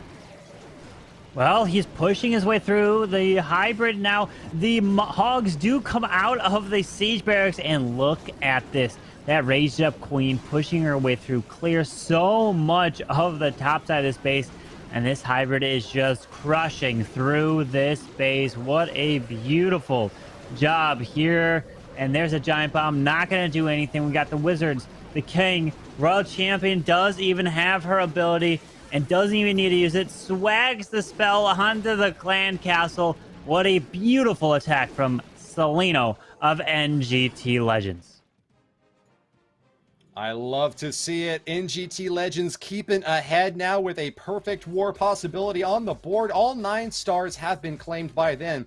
And even with the advance in fortunes for the Indian Legends, Vedic Indians, they are not going to have a comfortable spot at all for the late war here now. What is the win potential for them? It's back-to-back triples and then back-to-back defenses against a squad like NGT Legends. That's not really even something that you can confidently hope for. So hats off to them if they manage to achieve it, but this is going to be a tough call, even in the best of cases for Vedic Indians. Yeah, because NGT have to not only fail their attacks, but at least one of their attacks has to be a pretty low percentage. Granted, Vedic Indians did get that 1 2-star at 99%, which can really play a big role in the percentage game, but we still have a handful of attacks to come in from both of these teams. But Vedic Indians, they have to, no matter what, 3-star both of their attacks just to have the slightest of a chance. Vedic Soul will be the next striker for the Indian lineup. It's going to be a Super Bowler! What? 4 of them backed up with a golem out in front. That triple bounce is deadly if you get the lineup just set right. Let's see if it's time now for our first strike with this new troop, Carbon.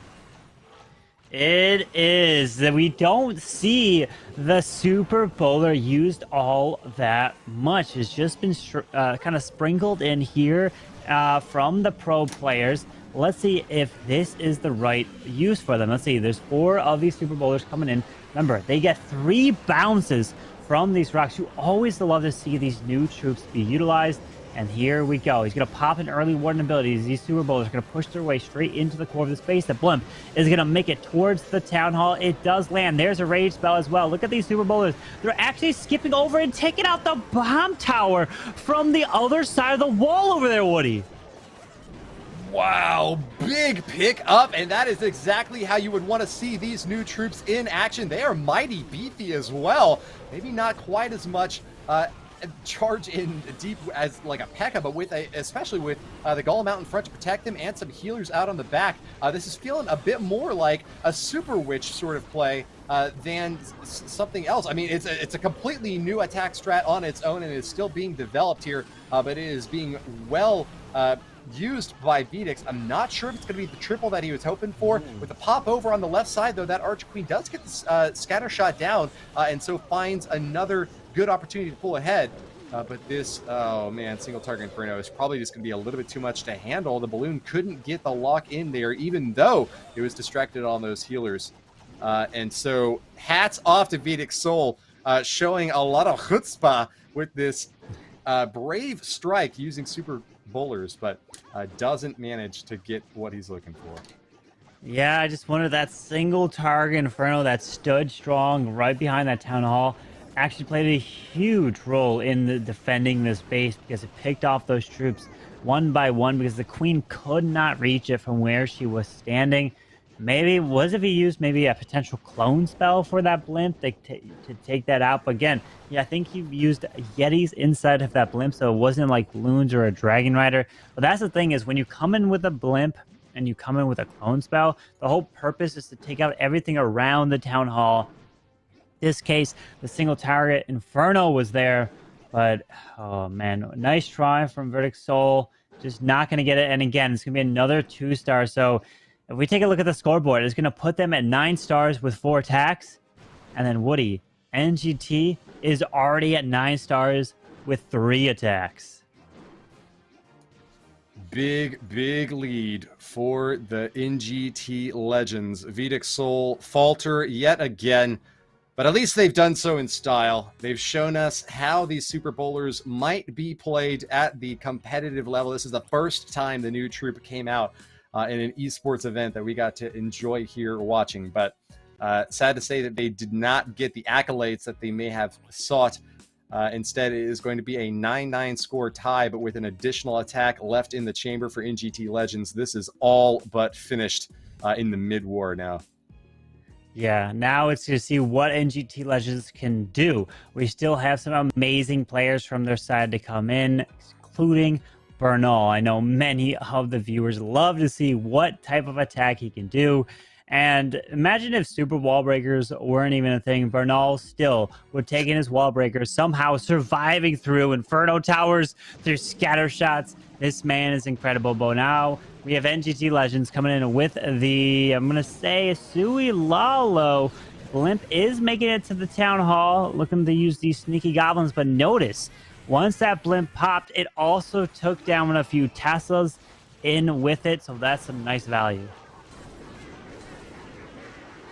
Very nice value. Gets the poison stacked on top as well for the bottom corner and manages to take out all those big CC troops without very much trouble at all.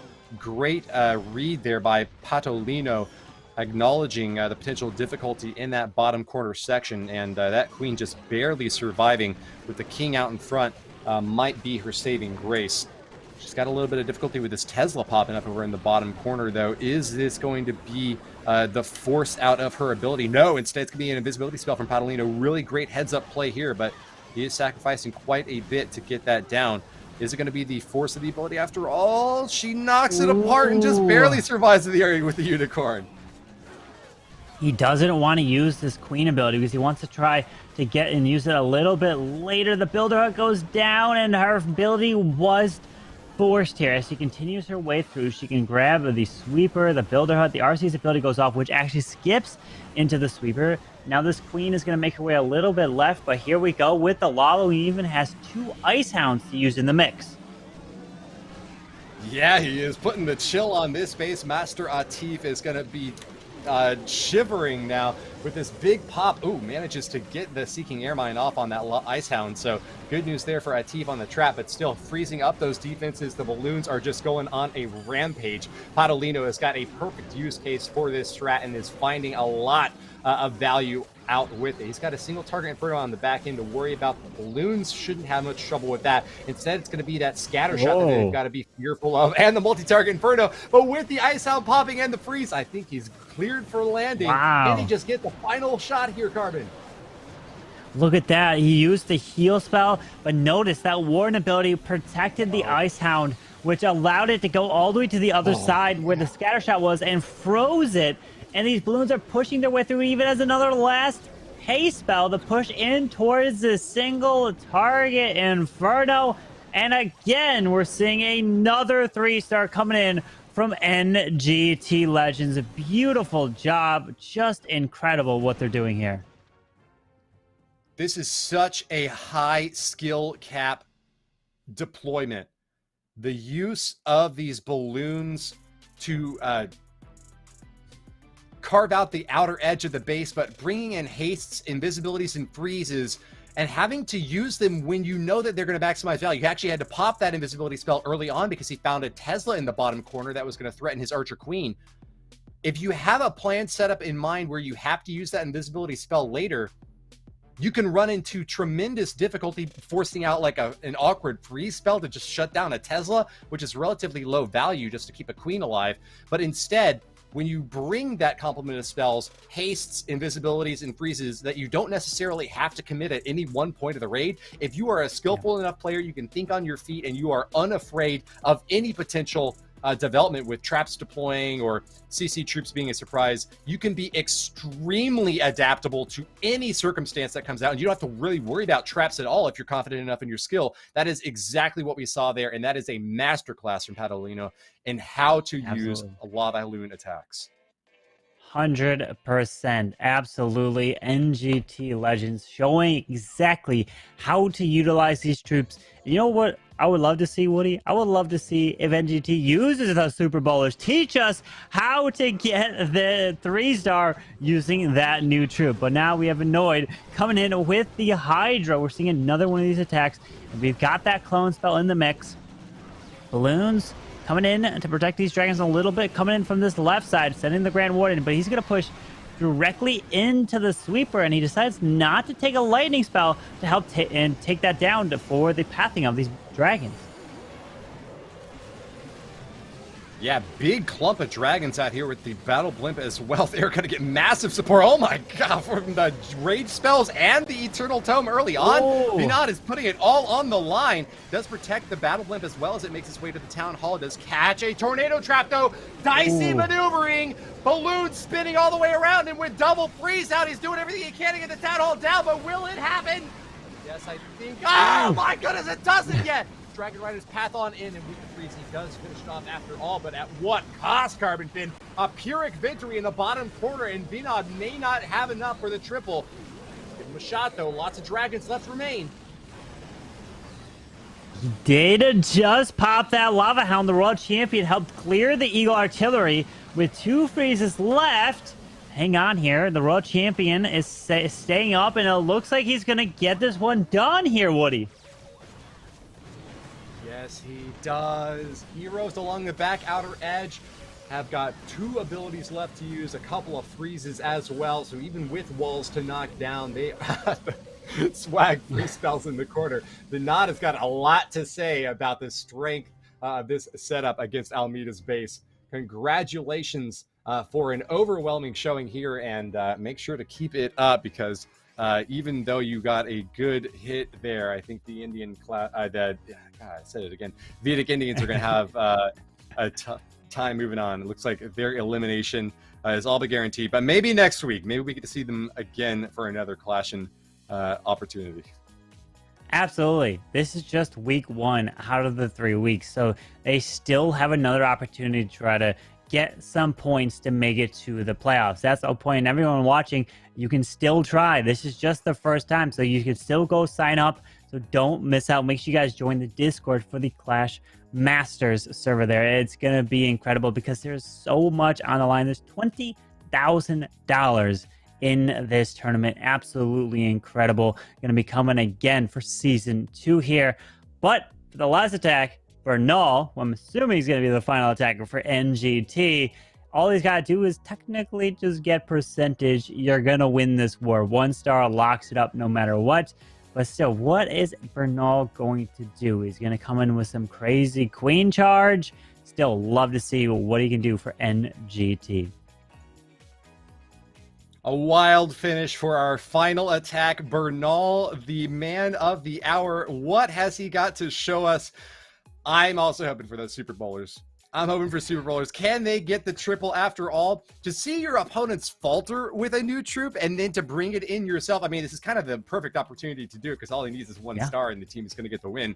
I guess there is the storyline also of a potential perfect war that he's going to be fighting for. So maybe he chooses to hold off on the Super Bowlers until tomorrow. But with NGT Legends in a confident lead, just needing the single star, Bernal has a chance to show off to the fans here.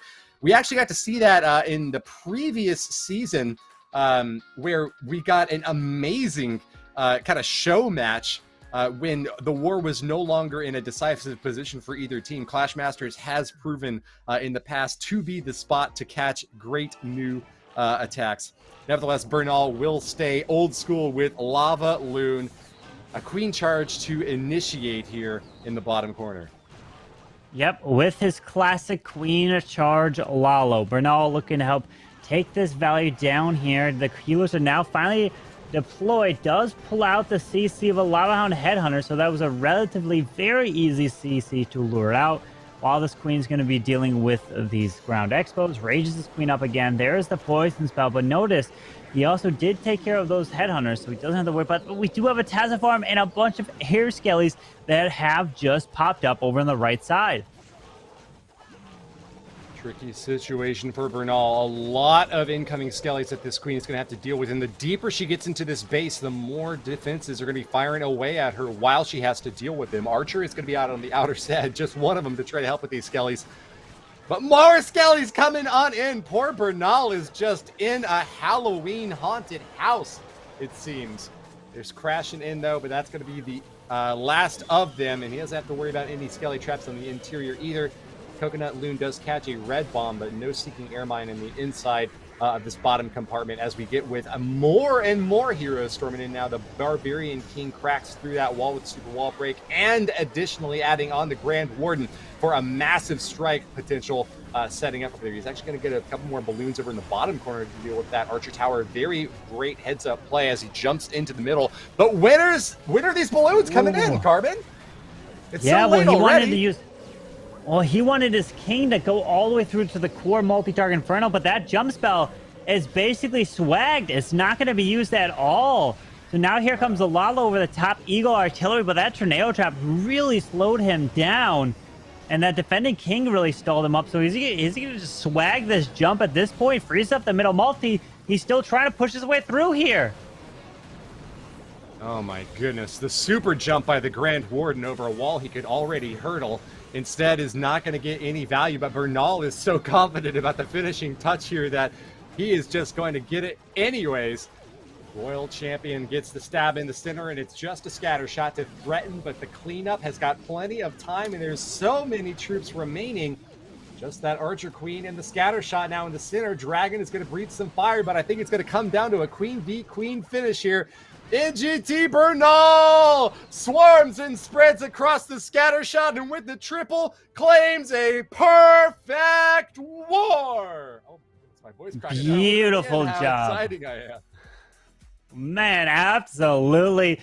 And we expected that from NGT Legends. Talked about it. They put up some amazing stuff, and they put up the 15 stars, the 100% average destruction, the perfect war. Beautiful job. Bernal swagging that jump. Didn't even need it at the end of the day, which means that NGT Legends is going to be advancing here in the semifinals. And this was just day one of the first week of the qualifiers. We still have day number 2 to come tomorrow, so do not miss that out. Let's go ahead and take a look at the bracket to remind you guys exactly what we're going to be seeing tomorrow. Woody, we're going to be starting off with an amazing match between QSFN and JX Tiger, but we still have a great one to come right after that. Right, you are, Carbon. QSFN and JX Tiger, teams that we've seen time and again. They had a difficult run here in the beginning, particularly for QSFN against the reigning champions' alternate attacks. But with their ascendancy, we are going to have a golden match opportunity in the semis. Team Bangladesh and NGT Legends also forced to be reckoned with, and with their advancement to the semifinals are going to score a lot of points onto the Clash Masters leaderboard for qualification at the end of season finals. Still a chance for those other teams to make it through in weeks 2 and 3, as well as your team as in addition. So please be sure to sign up. You can find us over on Twitter at ClashMasters and get all the details about this competition over on our Discord server. With 2 more weeks and a last chance qualifier in addition, you've got a lot of chances to get into that $20,000 prize pool that we are giving away in season 2. Absolutely. There's so much money on the line. Cannot wait to see what other teams are going to be trying to qualify in the weeks to come. But remember, guys, tune in tomorrow at 4 p.m. UTC. The same time we started here today, we'll be seeing the final wrap-up of these 4 teams. All the teams will be playing. We'll find out who's going to take first place and the points leading into week number 2. But that is going to wrap up today's stream. Hopefully you guys did enjoy it, and we'll see you guys tomorrow.